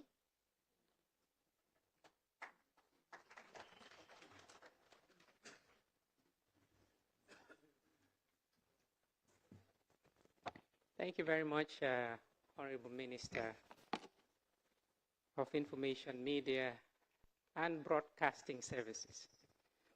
I indulge everyone to prevail or stand on existing protocols established for the sake of time, to go straight to brief this August gathering the mandate of the Ministry of Basic and Secondary Education. As you all know, this is the sector that is mandated to handle the foundational education of children of the Gambia, which is very critical, meaning the initial nurturing and education of every child of the Gambia rests on the shoulders of basic and secondary education, fundamentally making it one of the most, maybe not most, but one of the most critical and important as institution of this country. Within this mandate, it is clear that we ensure that education is accessible to every child of the Gambia from age 3 to 18. Critical age, critical time in the life of the child. And this is why I am very happy to see the diplomatic corps here, development partners, senior government officials, because we need the participation and collaboration of every one of you, including the civil society, organization, representatives, to ensure that we prevail and succeed in nurturing these children so that they can be productive future leaders of this country. They're actually the future of the country. They are the reasons why you and I are here. So this is why, Speaker, we have a lot of work to do together to ensure that that environment is given to you, because we will rely on you very soon in ensuring the prosperity of the Gambia. And I think this country, by far, has demonstrated that commitment to ensure that the foundation is strengthened, that the foundation is built on very strong, very strongly to ensure that the dispensation later on of this country is in good and safe hands. The mandate also includes to be very fair in providing the educational services. And that is why I am very happy that we have diversity in the National Assembly representation here. This is very critical, this is important. We will be very fair in dispensing education in the country to ensure that every child prevails on the same playing field, irrespective of their circumstances and their situations. We will also ensure that not only special circumstances are considered, but also to cater for those who think that they don't only need conventional education, but also they need education in other forms, especially those educational systems that uses Arabic in dispensing education, or those faith-based institutions. The reasons for this is that these are also children of the Gambia, and they will eventually be part and parcel of the system when they mature. So we want them to be productive. We want them to fit. So this is why the sector is doing everything it can to ensure that we mainstream conventional education in madrasas and Arabic systems and other field-based educational systems to ensure that these children can contribute meaningfully to national development. In the areas of environment, we have seen marked progress and improvement. I will come to that perhaps during the conversations to realize the extent to which this government has gone to ensure that education is accessible. It is very close to every child in this country, as far as Boliban, which was an amazing breakthrough to allow those children to stay in their communities and access education. So I indulged, Speaker, Like I said in the beginning, I have a lot of work to do with you. We are not only going to educate these children, we want you to be responsible in the process. I want you, who are opportune to be here today, to indulge your colleagues to keep your school environments clean. Ensure that any trash that is meant for the trash bin gets to the trash bin. We will work together to champion and celebrate schools that are the cleanest in this country. We will work together to champion schools who have the best and fitting environment when it comes to nature. We want to see beautiful trees in your schools. We want to see beautiful flowers. We want to see your schools kept well, and we will celebrate that. I indulge partners to support us in this crusade. The Minister of Environment is here. These are fundamentally important for our nation building. You see, discipline is key. And all these small things, if we're able to do, it only helps us to be better people, to be responsible, and to be productive in national development. Thank you very much.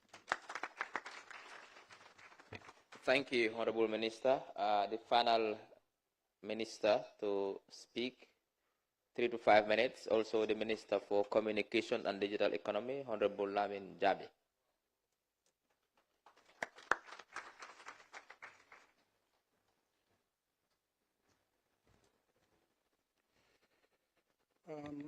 Good morning, my colleague ministers, our development partners, distinguished guests, and our very valuable children.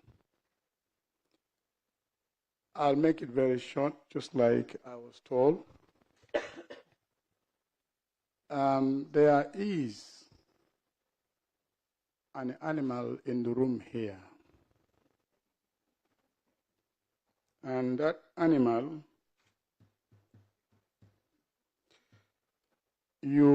almost everybody wants to have the animal with you.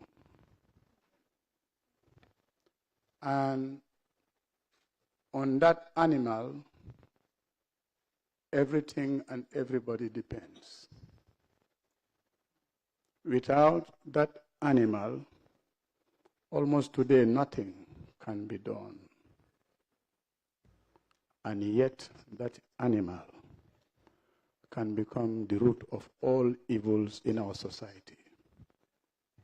And that animal is almost with everybody. What is that animal? If Interior is the most important ministry, then we are having the most dangerous instrument, which is the mobile phone.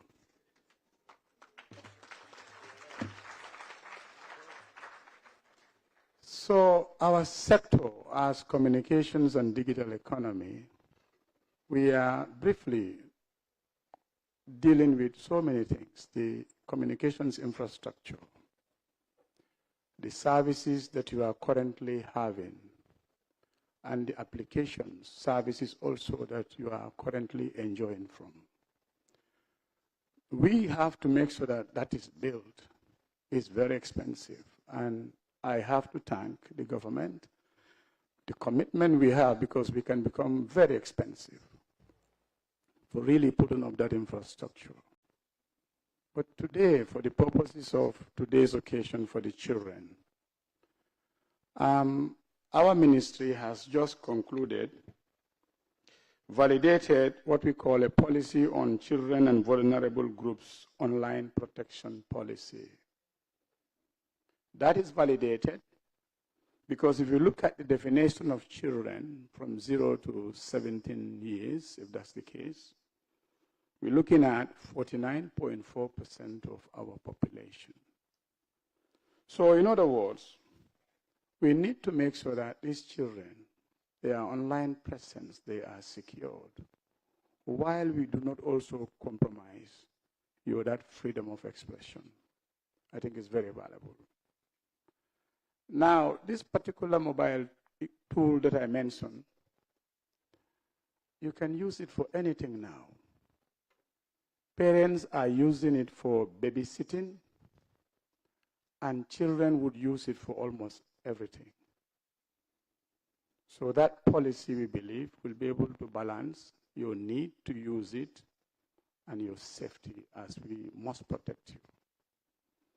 But also, it's very important that we recognize another important aspect of this tool or within our sector. Because you as children, you are entitled to two important things.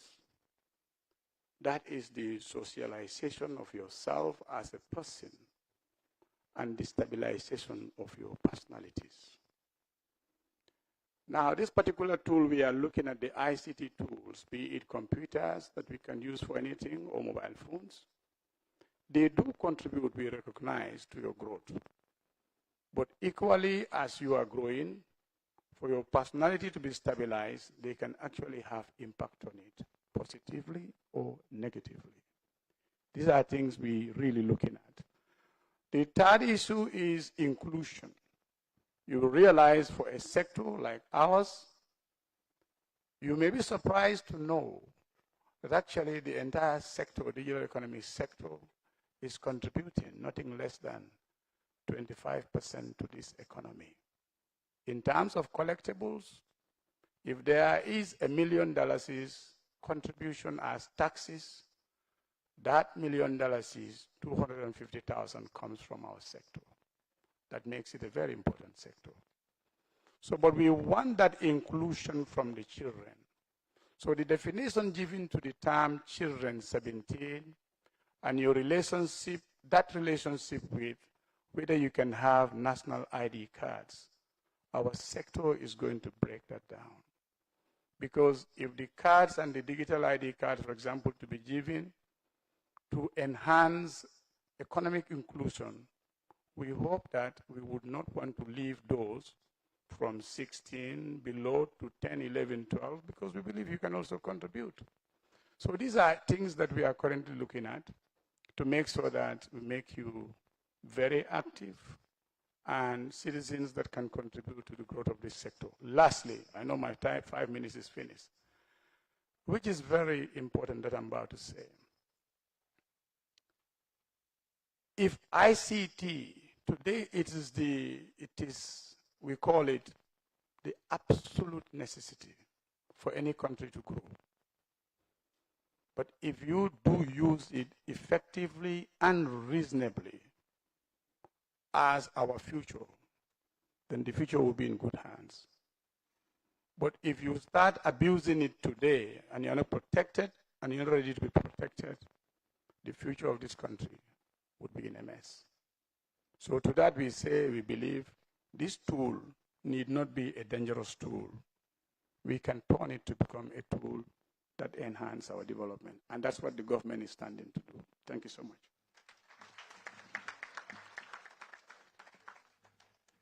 Thank you, Honorable Minister. Now we will, before we go back to receiving questions from the Children's National Assembly, we will do an inauguration and we'll allow Ms.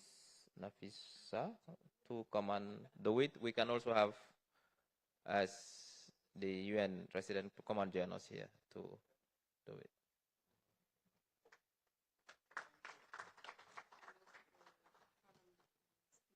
Yes, Honorable Speaker, come and join us.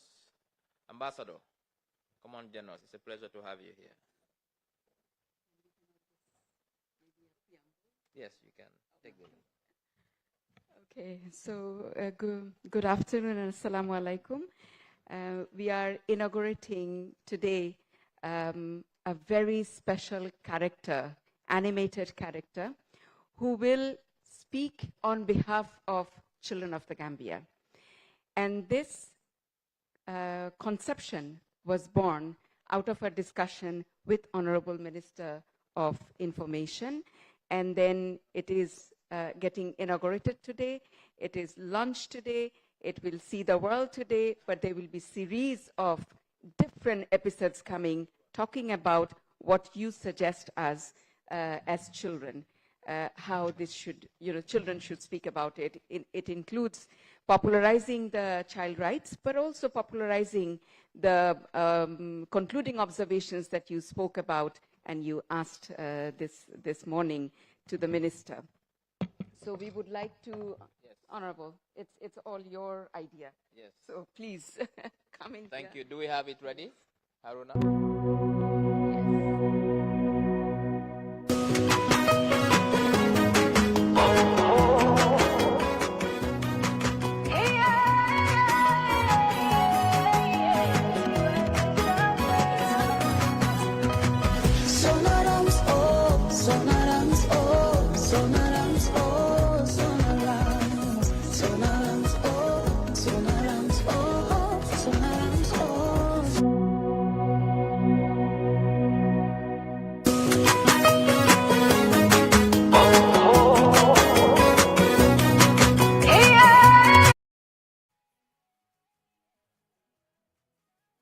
Money wallet. So what are you waiting for? Get your Q Money account now and start sending money to your friends and families through Orange Money in Senegal now. For more information, call our customer care on 133. Q Money, Sunu Kalpe. Terms and conditions apply. Biggest network with the cheapest tariff in the Gambia, and enjoy crystal clear calls and super fast internet at the cheapest tariff only with QCell. Rush now and grab your free QCell SIM card today from any of our care centers near you. QCell, biggest network with the cheapest tariff. QCell Senior Boss. We innovate, others follow. Espas Motors is the largest and most modern auto service in the Gambia. Espas Motors is the only authorized dealer in Chevy,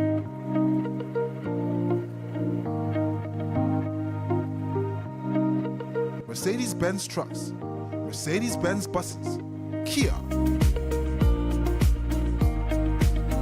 Ford, Futon Mini and Midi buses, Futon trucks.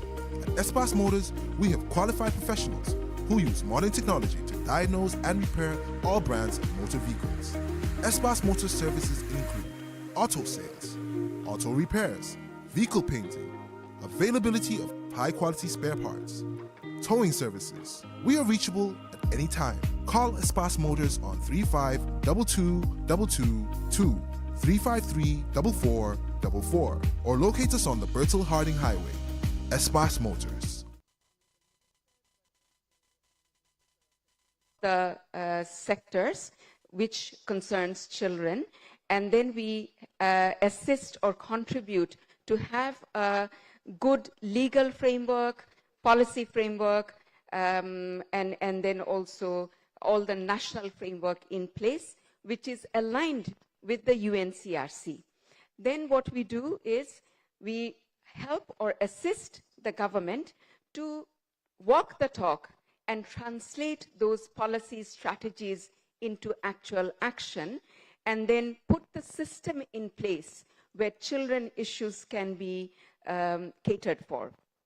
And the last thing that we focus on, we do a lot of things, but in very broad stroke, the third very, very important thing that we do is empower children, just the way we are supporting Children National Assembly throughout the country, as well as different children's platforms, including the platform supported by MOPSI and Ministry of Gender, to empower children and their communities, and also through children and their communities address the behavioral issues, like you mentioned about FGM or in many other issues. What we do is we support the communities and create an enabling environment for children wherever they are. So in broad stroke, this is what we do, and we work with a country program document which is signed by government and UNICEF, and we work with multi-ministry. It's not only Ministry of Gender.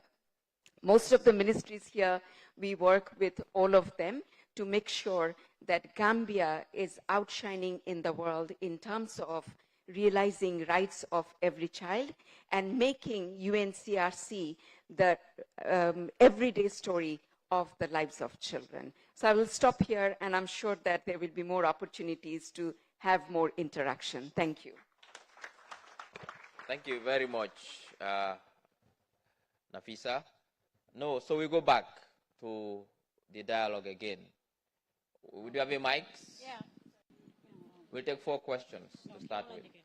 We have roughly 20 minutes before we end this program, so we'll now just round up. Good day to everyone here present. My name is Fode Sidebe, a representative from North Bank region. First of all, I would like to acknowledge the presence of the UNICEF representatives and, of course, our honorable ministers here present. And also to the Honorable Minister of Interior, I will wish to extend my sincere gratitude for your unwavering commitment to combating drug abuse and enhancing public safety in the Gambia. Your leadership is truly inspirational. However, I want to ask this question. If most of the drugs such as marijuana, kush, cocaine, and heroin are not manufactured in the Gambia here, but they are widely used by the Gambian children, what plans are in place to prevent their entry into the country? If there are strategies to address this, what are they? And to the Ministry of Education, I would like to express my gratitude for your hard work and dedication. I appreciate your efforts in visiting schools earlier this year. However, I would like to inquire about the purpose of your tour. Additionally, if there were specific aims, what strategies are you planning to implement moving forward? Thank you. Thank you. Next question. Thank you. Good day, everyone. My name is Honorable Sukai Bojang from the Children's National Assembly of the Gambia, West Coast region. My question would go to the Minister of Youth and Sport. Honorable Minister, before proceeding with my question, I would first like to comment and sincerely thank you for the efforts, for the tremendous efforts your ministry has undertaken to empower youths and promote sports developments across the country. However, I'm sure you must be aware of the issue of drifting recently, especially in my region, West Coast region. Someone has been paralyzed, someone has died, and young people are being jailed because of this issue.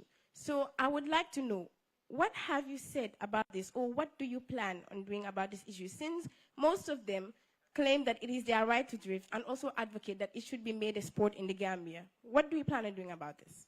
Thank you. Thank you.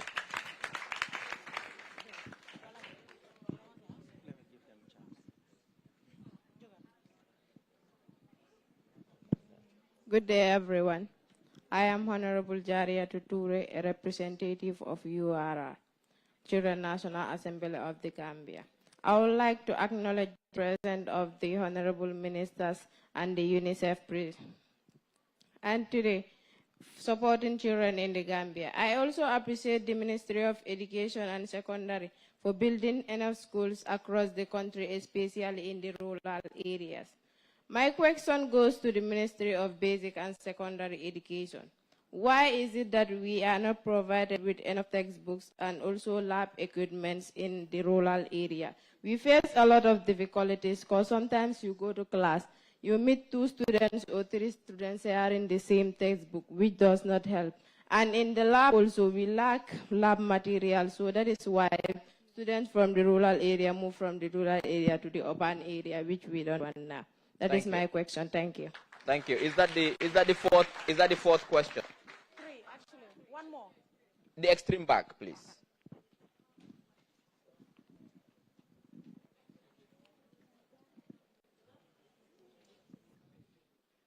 Good day, everyone. My name is Honorable Fatmata Jallo, a member of Children's National Assembly, the Gambia, representing URR. My question goes to the Ministries of Education. Minister of Education, since you said all children in the Gambia have equal right of education, then why children in urban areas have more school materials than those in rural areas? This is my question. Thank you. Thank you.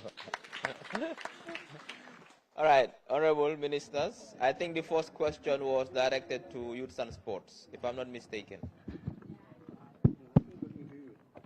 Thank you, Honorable Sukai Bojang, for that question. Sorry. No, it's all right. Go ahead, then we'll come to it. Okay. Yeah, Honorable Sukai Bojang, thank you for that question. On the issue of drifting, I mean, yes, young people can claim to have rights to perform sports, and certainly there is no dispute about that. Nobody is saying no to that. What the government says no to is practicing sports that is unsafe, a sport that is not recognized as a sport in the country, and also in the manner that they do it. So if you, for instance, look at today, we have a highway. Imagine football is a recognized sport, and somebody goes and put a goalpost in the middle of the road and want to play football there, obstructing traffic, then it becomes illegal. So that is exactly how drifting is. In some other countries where drifting is a sport, they have a one, it is registered as a sport, recognized, and then they have a designated place where they go and do the sports in a very confined and safe place. Now, that is what we don't have in the country. One, the association or the group is not registered. Now, personally, I have tried to engage them multiple times. We did in last year. I met them when they started, getting more powerful, but they didn't want to take advices. This year, I'm sure you said on the social media because it was published. I reached out to them. They came to the office. We've had a meeting, and I said, go and get yourself a constitution and register. And once you do that, then you have to look for a place to do your sports and get off the road. But they don't want to listen. So that's why they call themselves outlaws, because they didn't want to follow any law. And that is where the government, the police, have a responsibility to act to protect the population, and that's what they did, and that's why some of them are sent to prison. Excellent. Thank you very much. Interior, the question is for you on drugs. Okay, thank you very much. Sometimes when you ask this kind of question, we don't seem to have answers. But actually, drug abuse and drug usage is a global problem, not only in the Gambia. And it is very, very, very difficult to fight. You need a lot of resources to fight drugs because of the money that is involved. But in the Gambia also, one of the main problems is we have porous borders. And we cannot police all our borders. We know most of them, except that of marijuana, are imported drugs. And the DILIC and the other services are doing what they can to make sure we fight them. And then, in fact, we are doing that, because if we look at the catches in terms of cocaine to the airport, to the borders, we are doing our utmost best to make sure we reduce the inflow coming from other countries around the sub-region. We know now that cocaine is not actually being used here that much, but they are using Gambia as a transit point to go to Europe. And then we are trying to disrupt the network. And then I think we are succeeding. If we look at, I think about 2 weeks ago, our intelligence and the Senegalese intelligence, we worked together, and then there was a big catch in Senegal. Of recent also, there was some catches at the airport.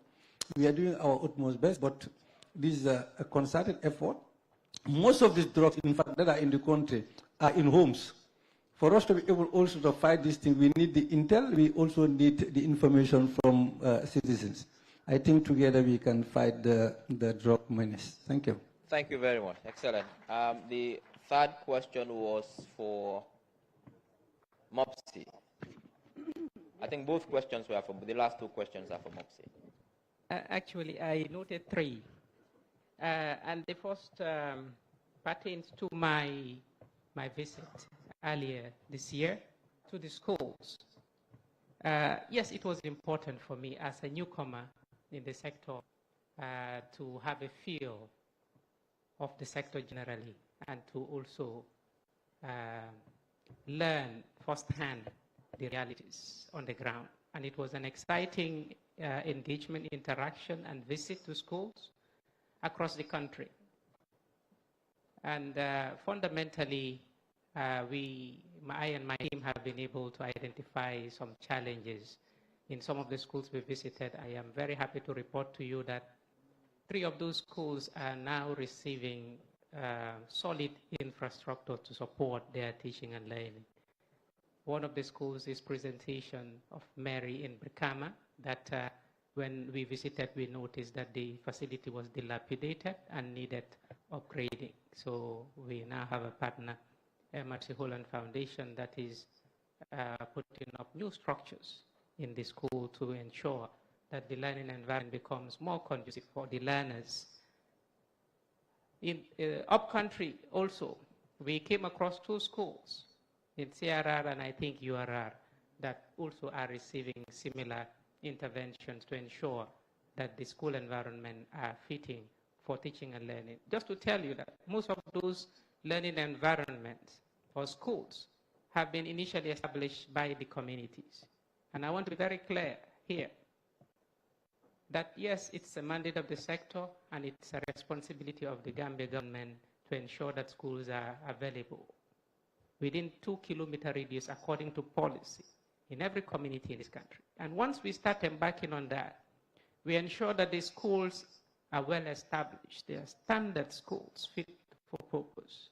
However, we have in some quarters wherein these interventions have not yet reached, and those communities feel that they need schools to ensure that their kids have access to education. And we thought from philanthropies, they come together, join hands, and erect school facilities that are really not so fit to be called proper schools. But once we know that as a sector, we get support from partners to ensure that they rebuild those schools and bring them up to standard. So that's a major development and progress that's happening in the sector. So my visit to schools was a very good one because it gave us those opportunities to interact and also to see the school facilities. Regarding textbooks to school, I am very happy to announce that school textbooks from grades 1 to 9 are enough in this country that every child is entitled to 1 book. In fact, we have remaining books that are in the stores. So to tell you, we will verify that. Perhaps that concern you are raising would be at the level of senior secondary schools. Yes, it is true that the senior secondary schools, over time, it has been very difficult to deliver teaching and learning materials to the schools because the procurement processes at the senior secondary schools changed 2 years ago to involve or domesticate the procurements in country. So that is a transition, and because it is a transition, we are learning on the gaps that existed in the transition. GPPC actually is doing the procurement or the printing of senior secondary textbooks. So we are working with stakeholders to support GPPC to ensure that this process is expedited so that the books can get to the schools on time. So we want to assure you that. But to tell you that grade 1 to 9, there is no child in this country that should not go home with a book. So every child has been provided a book by the sector. When it comes to lab equipments, I want to report that we have advanced and progressed very well on the provision of laboratory equipments to schools. And to tell you, across the country, it may not be enough. Development is incremental, it's gradual. It's a step-by-step process. You cannot have all the resources at the same time. I think what is important is that we have made significant progress. To tell you that our collaboration with the Kuwaiti Fund for Arab Economic Development saw a fundamental provision of laboratory equipment in this country. To tell you, in biology alone, this year we received physics alone, we received 39,813 equipments that will be available to senior secondary schools across the country. In chemistry alone, over 70,000 equipments have been received. And we also even have biology, 42,000, woodwork, technical drawing, metal work, and home science. This is a significant development and improvement in regards to lab equipments and technical materials that the schools need to ensure that the practicals in the schools going forward are done much more efficiently. And there is no discrimination in rural versus urban. In fact, I want to tell you that we have extended current reform supports to urban areas more than we are extending to rural areas. I'll give you some statistics of schools that now exist in the country compared to 2015, so that you see that this government is interested in treating every child fairly. Inclusivity is at the center of our work. In Regions 1, in 2015, we only had 226 schools, and now we have 325 schools. Public schools, for that matter, only public schools. Okay? In Regions 2, which is Sibanor, two east, going further from the Combos, in 2015, we only had 95 schools. Now we have 135 schools. That is Fonyi Berefet, Fonyi Bintang, Karanai, those areas, all in Region 2 East. Region 2 West has the largest schools across the country. And this is Central Badibo, the likes of Region 2 West, yes, Central Badibo, Jokado, Lower Badibo, from 184 schools to 273 schools.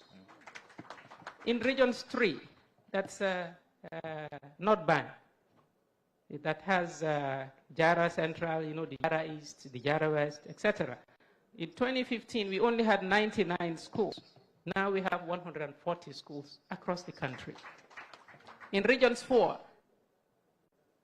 we have the lower Salums, the Nyanis, the Nyanijas, the Sames, etc. From 77 schools in 2015 to 121 schools.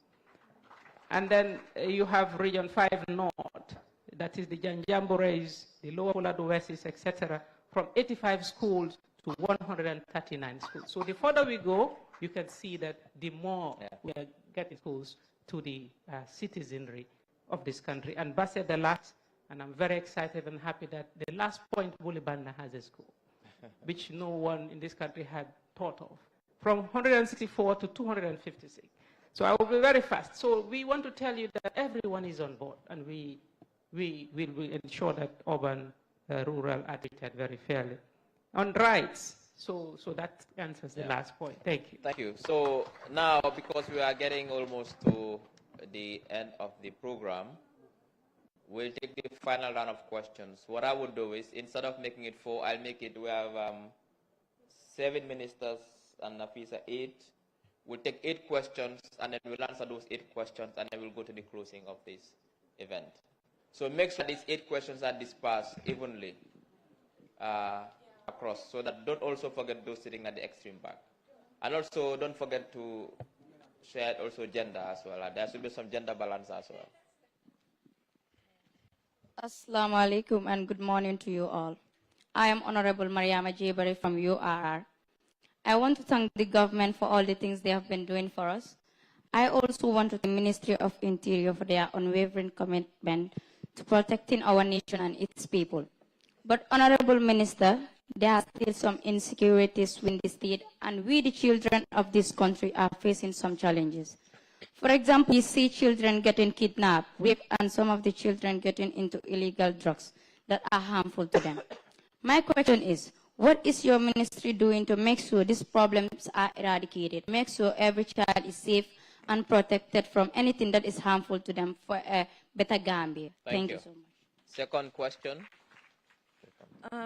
Good afternoon or morning, everyone. I am Honorable Tidwaro from KM. So first of all, before I go ahead with my question, I just have one recommendation, and I think it's very important.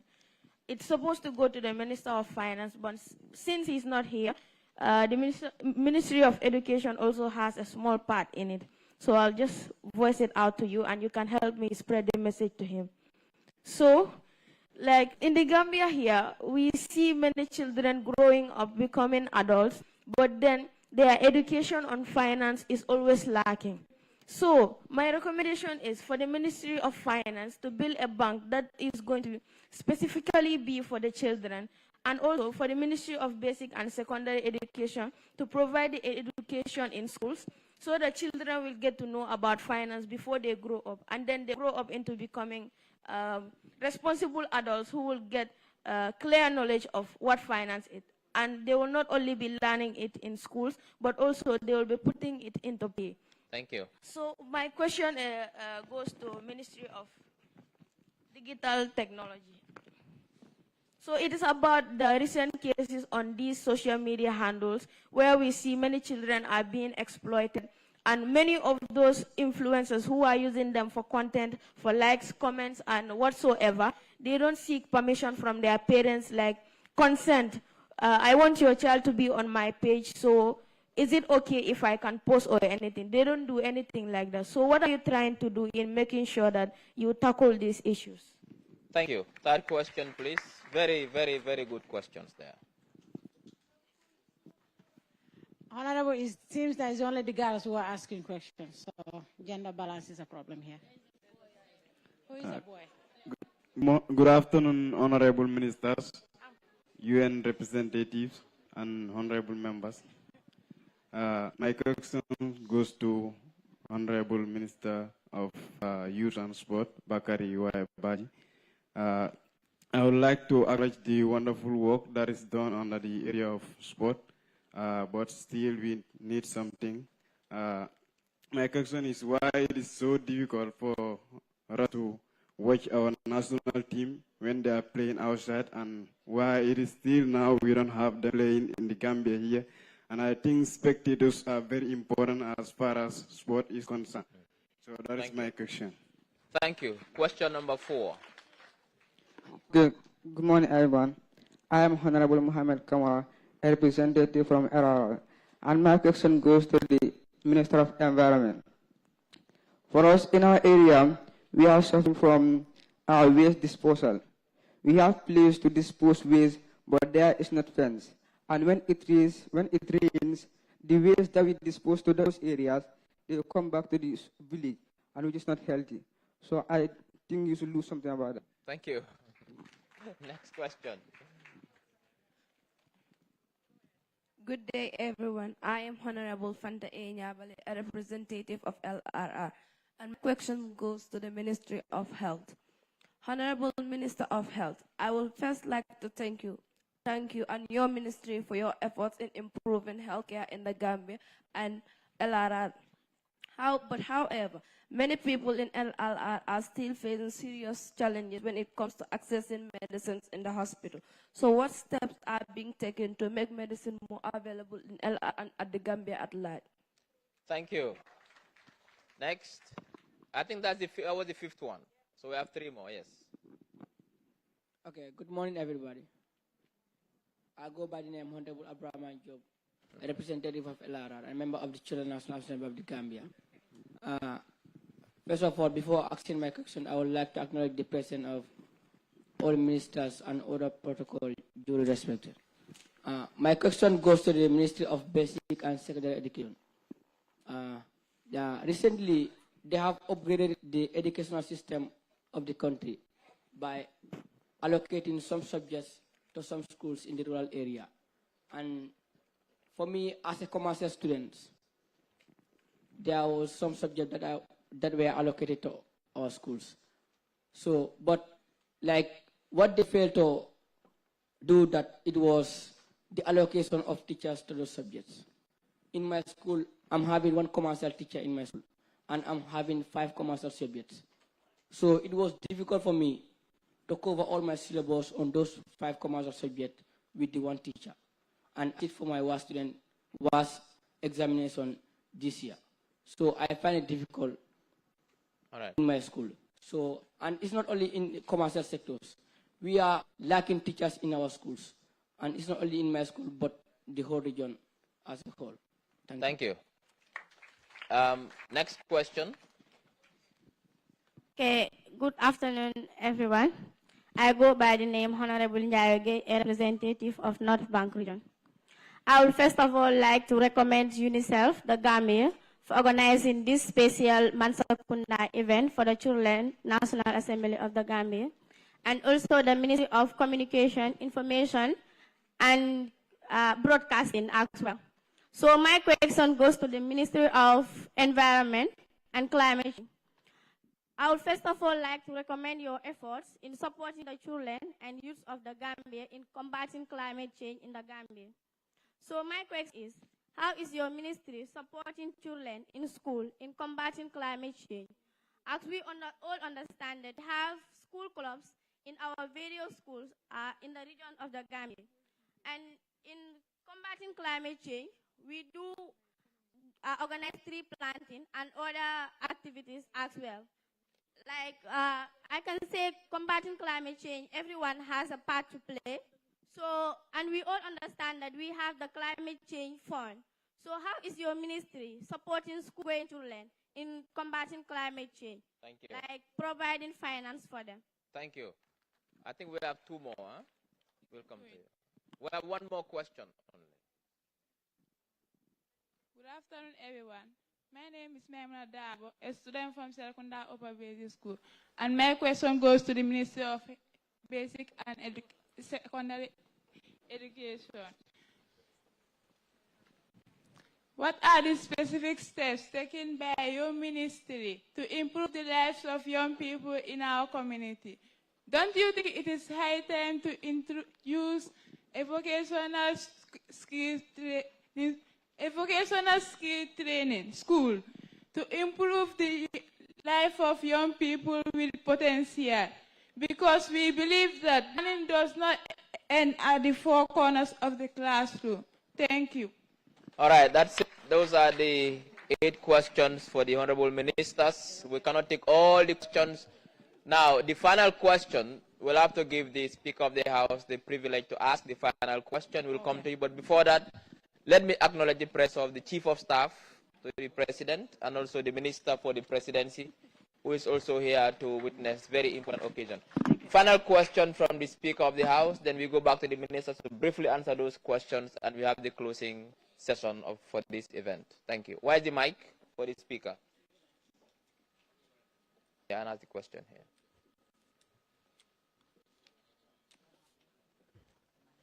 Okay, thank you for the opportunity. On behalf of the young people of the Gambia, I'd like to recognize and compliment the efforts of UNICEF in supporting and protecting the young people of this nation, in making sure they're always heard and included. Having been partnering with SNAC for years and continuously funding children and youth activities, I would just seize the opportunity to ask the Honorable Country Rep, like, what are their plans to enlarge these supporting activities to the rural areas to get children engaged more with their stakeholders, like create activities for children only with the stakeholders to get them more engaged with stakeholders. And another thing is UNICEF has been involving children more. We have been having dialogues. They have been inviting us on activities, listening to our opinions. So I would also like to ask the Honorable Country Rep, those opinions taken from us, what are you guys doing in making sure that they have influence in decisions that are meant for us? Thank you. Thank you. That is why they elected you as Speaker. Now, to the answers, but before that, I've just been informed, and I'm also seeing them sitting, the two did you knows.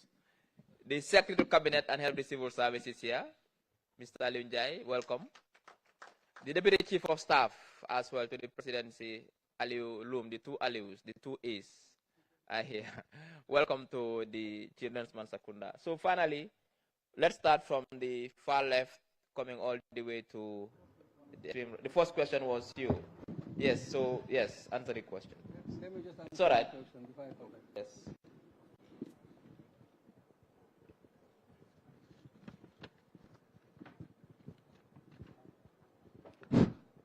Thank you very much. I think this question came from Honorable Mariama Bari, right?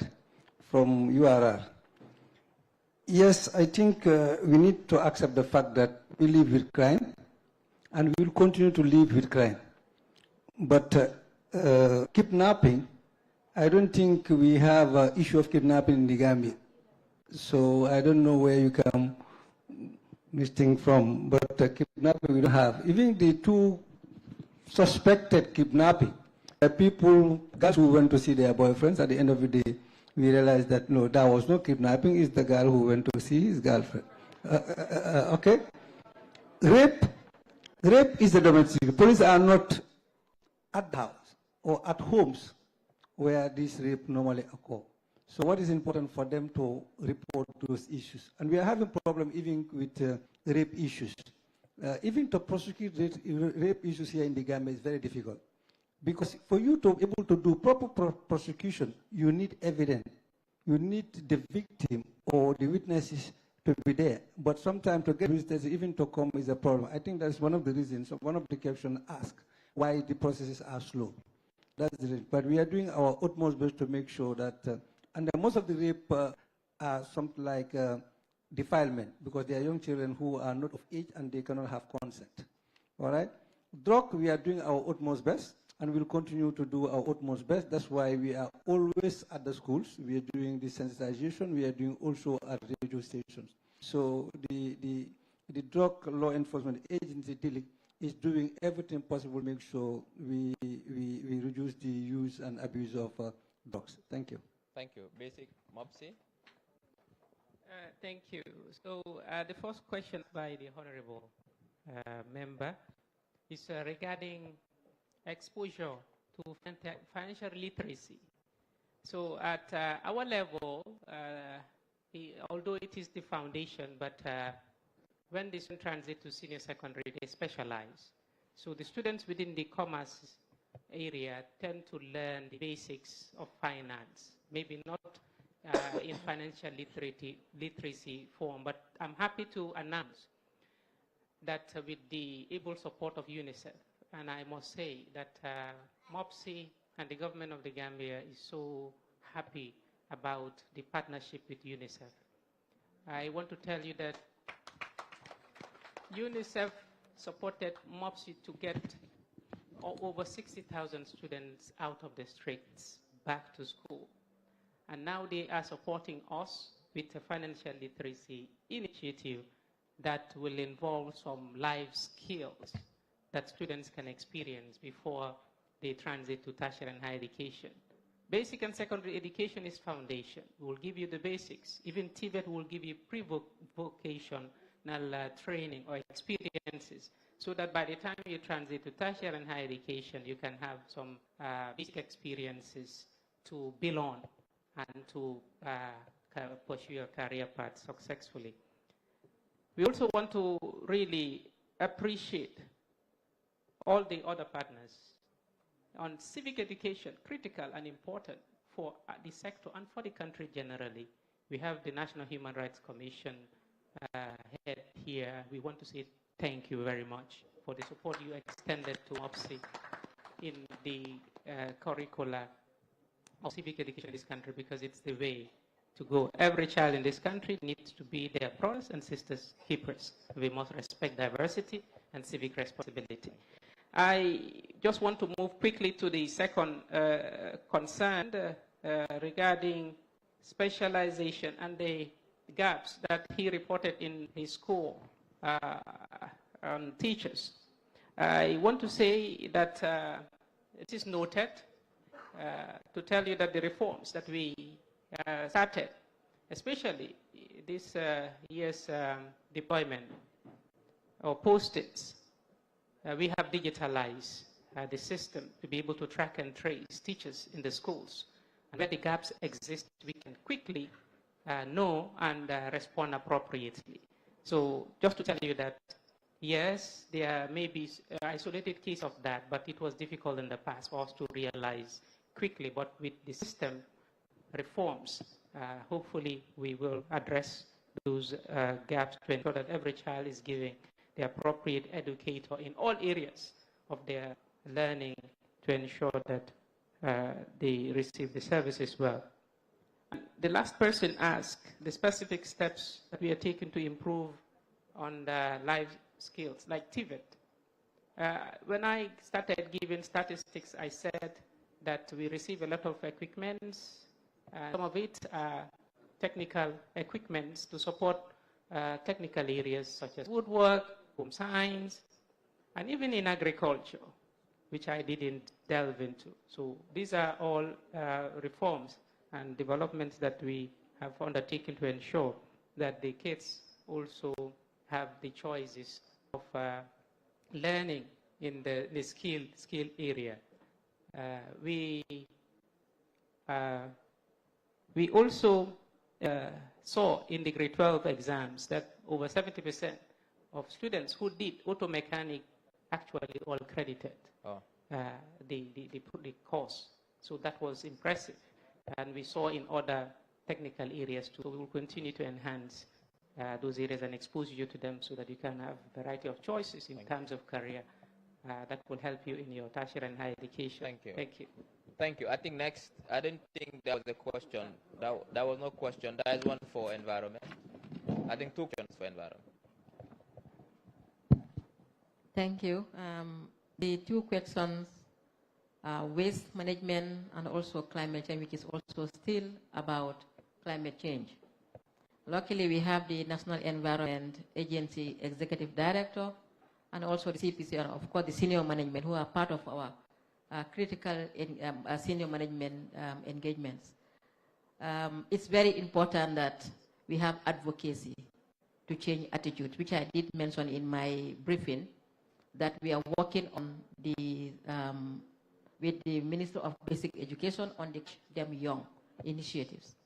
This is very important to include syllabuses that are environmental awakening, because I understand that when it comes to waste, yes, the mechanism and the infrastructure is not sufficient to respond to the demand and the needs when it comes to waste collection, waste management, and disposal, and even recycling, which we are working on as a government.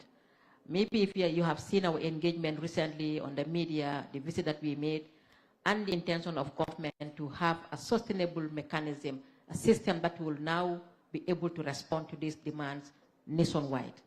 But we need attitudinal change. And without the right knowledge, and of course enforcement, we will not be able to induce that. I've seen where people, not children, these are elderly people, but you are going to grow to be elderly people, who are in vehicles and would litter in the middle of the road. In as much as we have the system, but to follow up every car and pick up what they missed is not sustainable, it's not doable, it's not attainable. What we need is to have the system, the mechanism, to at least have STEM areas where people can dispose of things that they don't need anymore. But again, we need attitude for people to make the extra effort to at least go a little bit of mile or at least steps to dispose this at the right place, but not to illegally litter. Yeah. The other part is about climate change. How can we engage young people to make sure that we designed and also implement programs when it comes to climate actions? Plans are there. I said that we have a climate change bill that is on the way of finalization. And along this bill, we also have our climate change policy that will dictate how we implement this. And I mentioned UNICEF has made it very, they've advanced their engagement with us to make sure that we should not forget about interests of the young people. And even without UNICEF, I have the gender minister who sits in cabinet.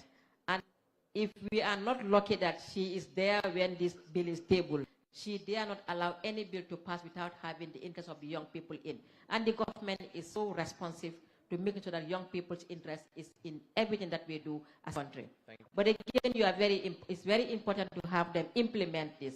Because when you design with us, you implement, it becomes your own. And that is what we want. We want people to take ownership of what we are doing as a country. Thank you. Thank you. Honorable Minister of Youth and Sports, I think that's one question for you. Yeah. I didn't take note, but I know he was asked about the stadium and 2 things, about the stadium and why you don't watch matches when Gambia plays outside. So let me start with the stadium because that's the most critical part. Unfortunately, this is not a desirable condition. We never wish that Gambia plays our home game outside, as it is currently existing or happening.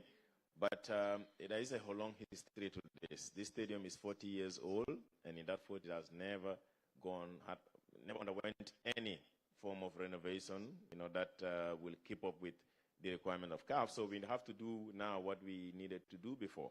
And CAF came up with a lot of conditionalities that are essentially next to building a new stadium. And it's very difficult to meet. That's why Gambia and several other countries are in the same condition, because if you have to renovate it to the standard that they want, it costs a lot of millions of dollars, and sometimes financing is a problem, sometimes the technical requirements is an issue. But the good thing is every other thing has been approved by CAF except for the pitch. So we're now working on getting the right equipment and training our people to be able to maintain the pitch, and we believe that by the end of this year, all of that will be done. In addition, we are now also taking the opportunity to fix the tracks, because the tracks were broken, so that the stadium will be for football as well as for other sports. Why are we not watching matches played outside? That's a huge issue, because international matches at CAF and FIFA level comes with a lot of media rights.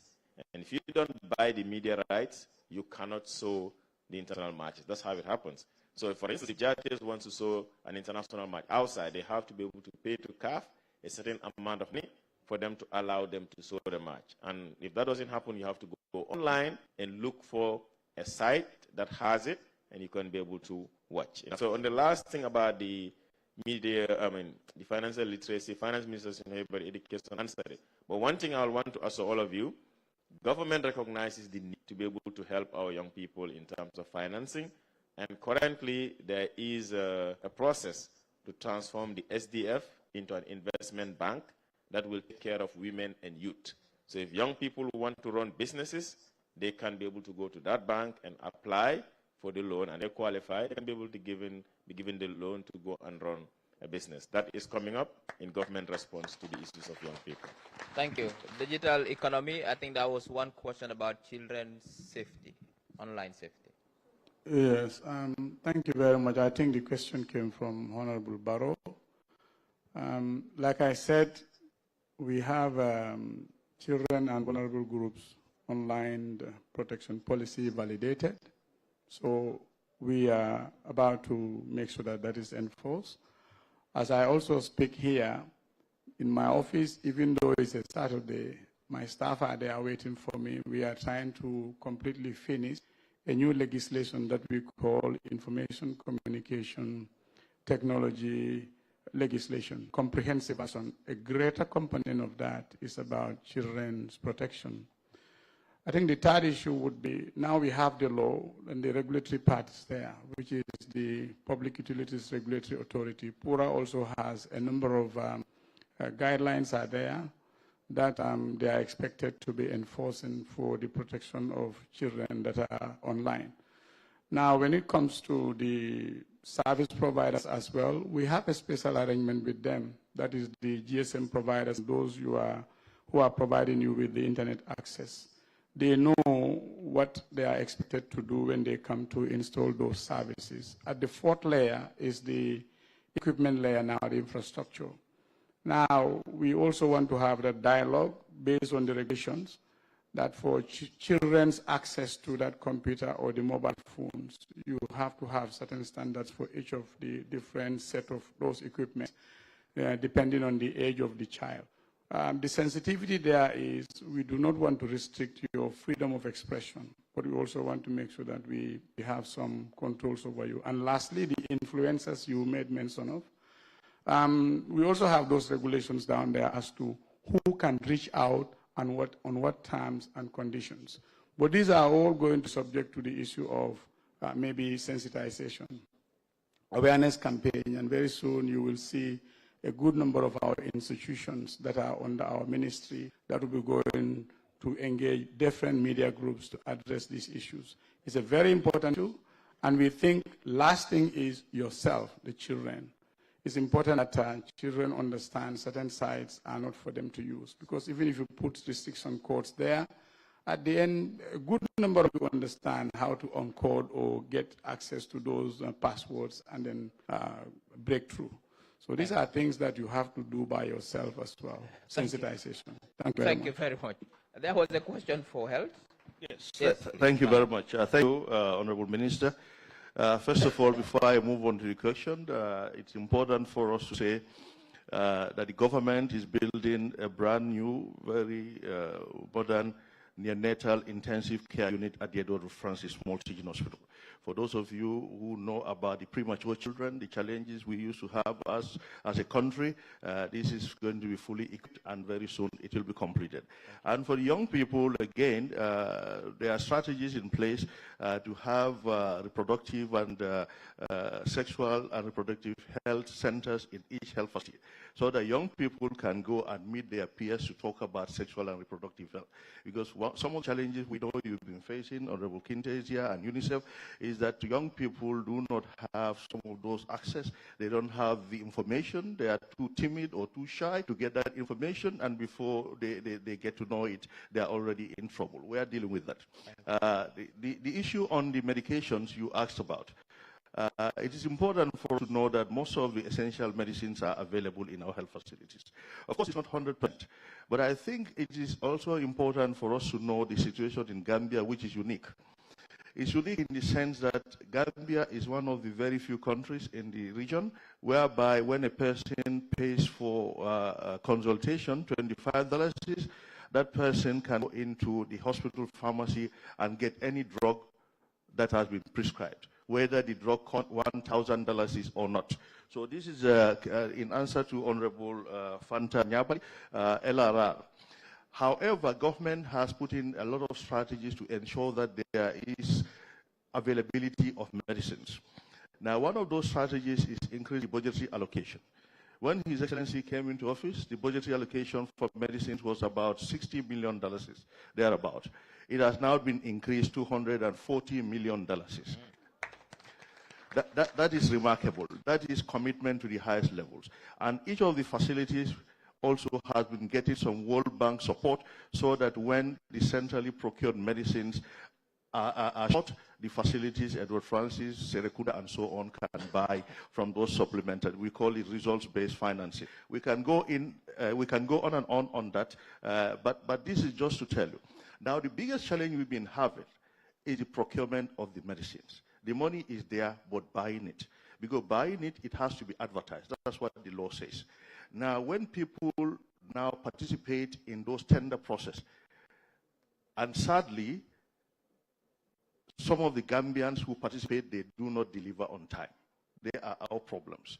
Now, it is a big problem. It gets me angry, but, you know, it's a democracy. When they don't deliver, what do? You have to follow the law. And following the law, it's good, but sometimes it takes time. Some medicines are short, and then we are following the law. So some of them, we have reported them to the Ministry of Justice, and we are looking at that. But inshallah, next week, we already have a cabinet paper that's looking at the issue holistically. And very, very soon, inshallah, government will come up with a permanent solution to this issue, whereby shortage of medicines will be a thing of the past in this country. So we thank you very much. But Honorable Minister, before I go, I don't know if you'll give us opportunity to have our final words. If not, let me say my own now that I have the floor. But I think we are very, very appreciative. We thank you for this. This is an opportunity. The young people were thanking us for being here with them. But I think we are thanking you for coming to listen to us. This is your government. These are your parents and your brothers and sisters in government. We are just like you. We were like you before. I'll tell you, this boy sitting next to me, he was coming from Jarume, up country, isn't it?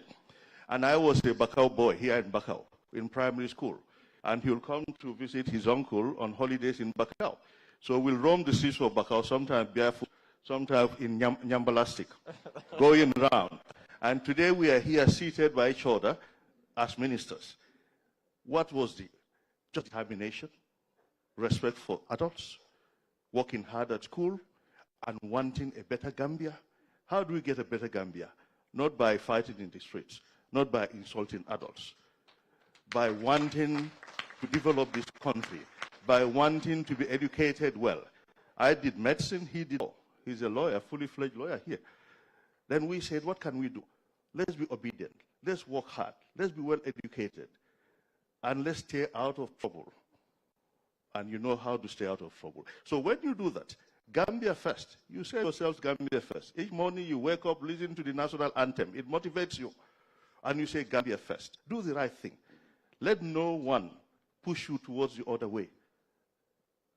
there's no success at the other end. Thank you. Thank you very much. Thank you very much. Finally, last question to be answered by Nafisa quickly, and then we can. Okay. Thank you so much, Honorable Speaker, for asking the question about how the other children can also interact with ministers. And I think that Children National Assembly comprises of children representatives from all over the country. So through them, this discussion is guided to take it back to them and also, have more discussions maybe at the community level, not always with the ministers. It's not possible for 8-10 ministers to go around and have discussions, but that's why representation will work. I think the other idea that we have is to have children's bantaba at different regions that we will roll up possibly from next year on a regular basis, so we hear from children more. And maybe just an idea, whenever honorable ministers are going to different missions to the regions, if that can be coordinated with the Children National Assembly members, they can have a discussion at the regional level. The second question that you asked is about what are we going to do with these ideas that you came up with. So we are not leaving it here. Of course, this is one of the events spark this discussion, and there will be report, there will be ideas or the actions that will be recorded, and then we will have joint meetings with the nodal ministry, in this case, Ministry of Gender, Children and Social Welfare, as well as other concerned ministries. And then we will come up with a plan, just the way we are doing a plan. And Honorable Minister already mentioned about the concluding observation on the CRC. So these are some of the actions. But just to tell you also, this year with GBOS, we are doing the multiple indicator cluster survey, which will bring a lot of data to us about children. So we would know where we need to put more efforts and how we can move forward. Thank you so much. Thank you very much. Thank you very much. Just briefly, on TVET, one of the members raised the issue of TVET centers, I think, vocational training. Just to inform you, the government is taking serious steps to fill that gap. Currently, we've built TVET centers across the country. That has not been done before in the history of this country. In Kanila, in Julangal, in Wasu. These are multi-purpose TVET centers. But also, we are also building specialized TVET centers. One is in Tujereng, which focus on aquaculture, fisheries, fishing, and also in Pachar, which focus on the agribusiness. When it comes to education on the budget and also the finances, I know the Ministry of Finance is creating what they call the citizens budget, which simplifies the budget so anybody can understand what is in the budget, how much is spent on which sector. I think this needs to be integrated into the schools as part of civic education as well, so children can know exactly where their money is going to. With the question raised by the speaker on extending this to the rural communities, we are starting a new program at the end of this year, the Ministry of Information, called Sunyureu. The purpose is to take the Mansa Kunda to the Bantabas and to the provinces, to the communities.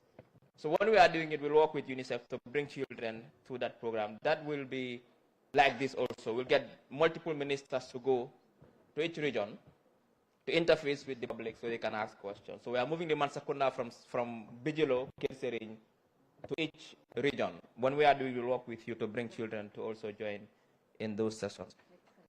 So that's it. We have two more items briefly. We have the speaker to deliver what we call the resolutions and the call for action to the Minister for Gender.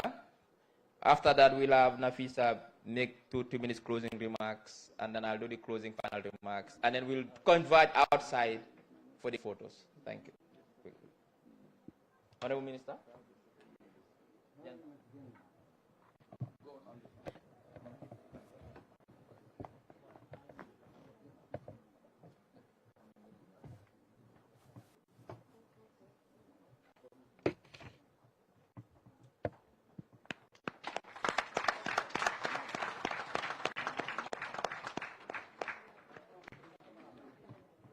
All right. Thank you very much. Nafisa, yes. Closing remarks.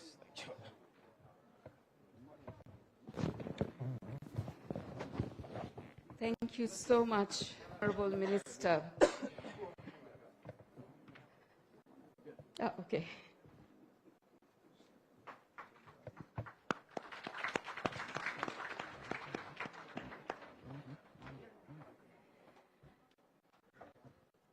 Honorable Ministers on the dais, Honorable Speaker of Children National Assembly, Honorable Members of the Children's National Assembly, Executive Director of the National Youth Council, NHRC, all senior government officials, members of the Diplomatic Corps and Development Partners, UN Resident Coordinator, heads of UN agencies and UN colleagues, representatives of civil society organizations, parents, guardians, members of the media, all protocol duly and respectfully observed. Let me tell you, my eyes are filled with tears. Tears of joy, pride, hope, and inspiration. This has been, honestly, this has been one of the best events that I have participated in last more than 2.5 decades I've been with UNICEF.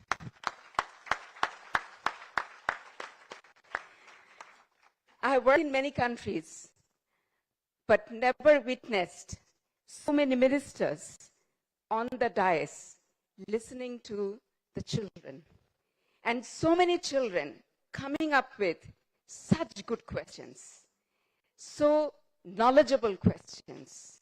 I mean, I am really, really so humbled to be part of this. As I said, what a wonderful Mansa Kunda this has been. You have been all so incredible, and nothing has given me more joy than seeing the children of the Gambia, the members of the Children's National Assembly gathered here. Thank you, and a big round of applause. Your questions were not just questions. They were a call to action, an echo of the position paper that you presented today.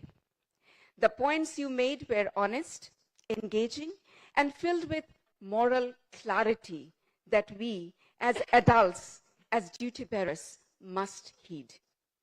To the government of the Gambia, especially the Minister of Information, Media, Broadcasting and Services, and Ministry of Gender, I need a big round of applause for these two ministers.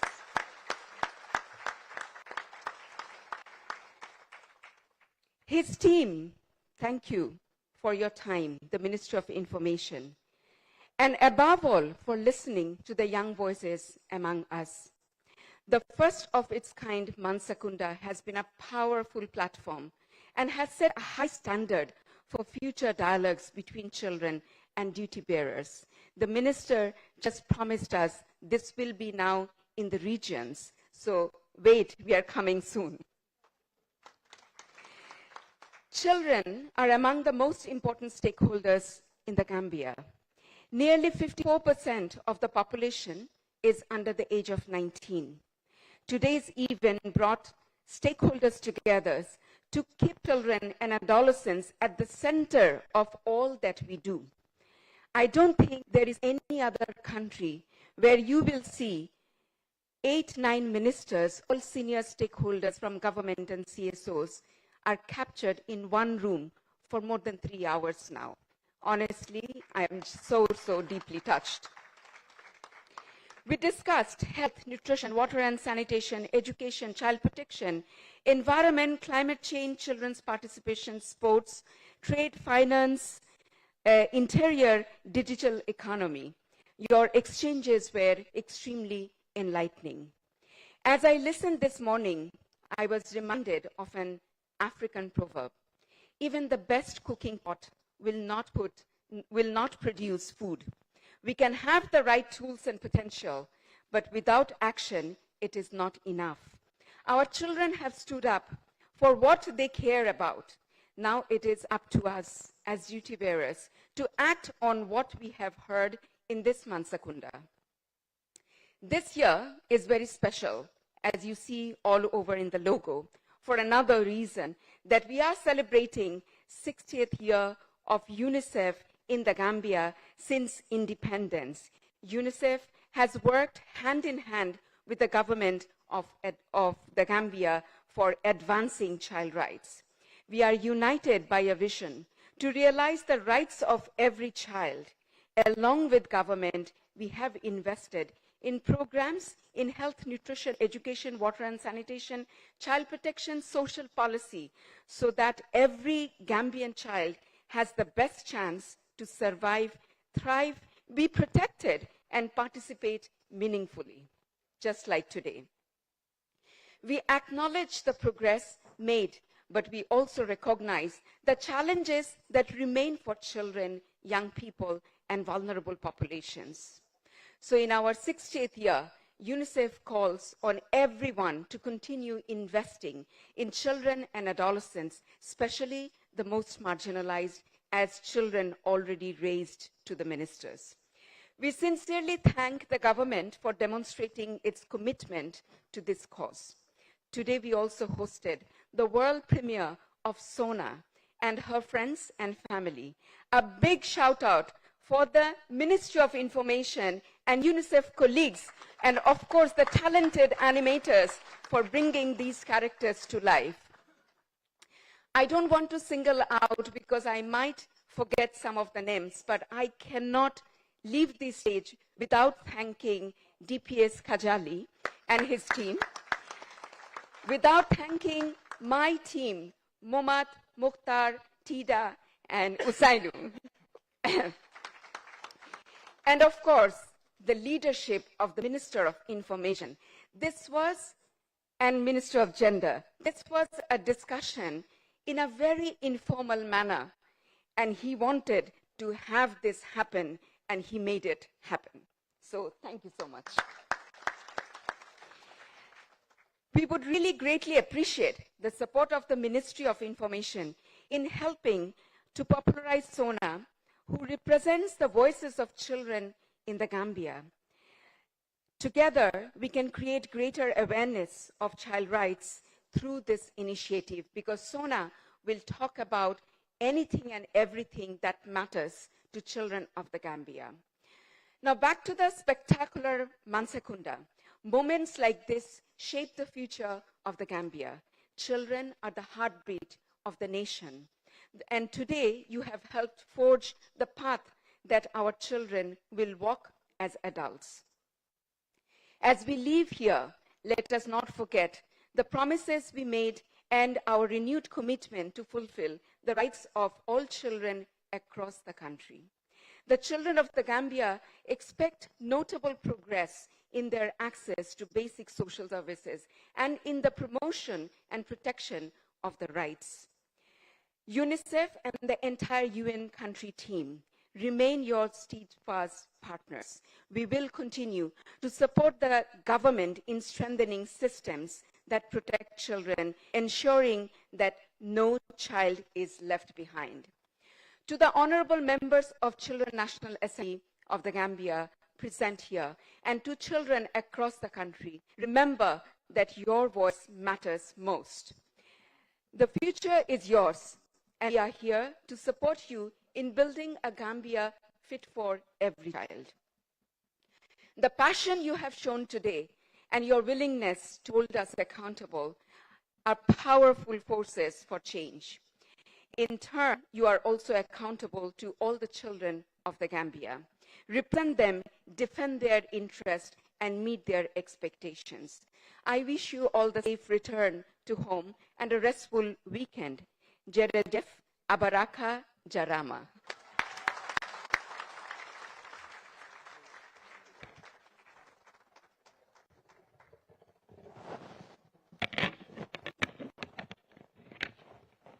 Thank you very much, my sister. See, from the first day we met, I knew we are related.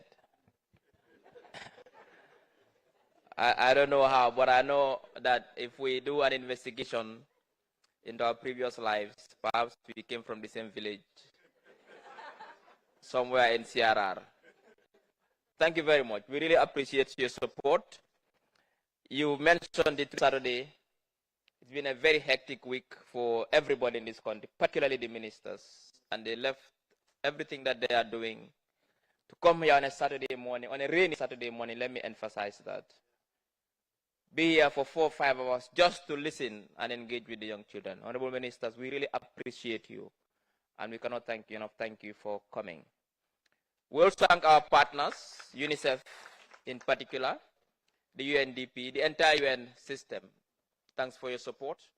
The Permanent Secretary, Ministry of Information, the PS, Ministry for Gender, the entire technical team, the staff of DOIS. Thank you very much for your support. And all those who are here today, thank you. The media, we cannot thank you enough. Haruna, you and your entire team, you've been fantastic. Without you, this would not be possible. In 2015, a country called Wales passed a very important law called the Welfare of Future Generations Act. The purpose of the act was to ensure that the welfare of future generations is at the core of decision making, so that those who are born today or yesterday are no more advantaged than those who will be born in 25 years' time. They, in fact, appointed an independent commissioner, the Welfare of Future Generations Commissioner, to make sure this act is implemented. Why is it important? It tells public bodies that whatever you are doing, whatever policies, programs, projects, activities, buildings, even if you are building roads, if you are building a highway, you must consider how this will impact, benefit, disadvantage the future generations that are yet unborn. It also tells public bodies that these resources that are here today, the land, the fish, it's not ours alone. If we misuse it and deplete it, what will they find here if they come in 50, 100 years' time? That is why this dialogue is important, because it takes one generation to build for the next generation. Our role should have been not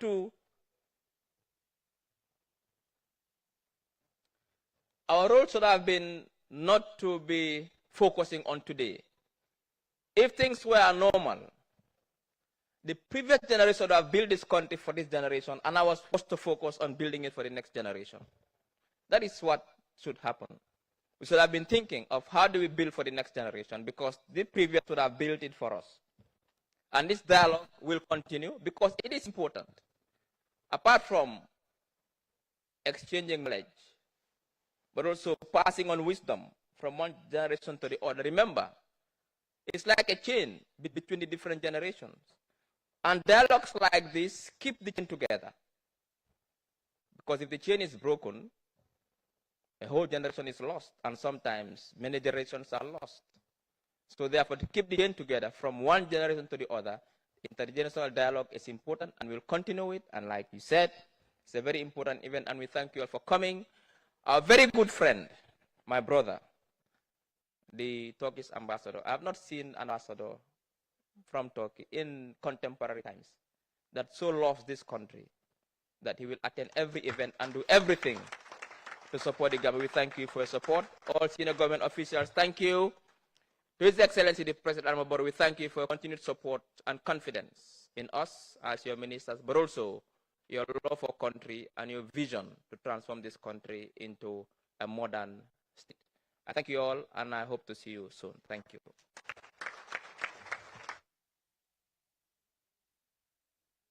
Now, the group photo, just two things quickly. Let us allow those with persons with disabilities to leave first for access purposes. Then we'll all follow and have the group photos outside. Everything is...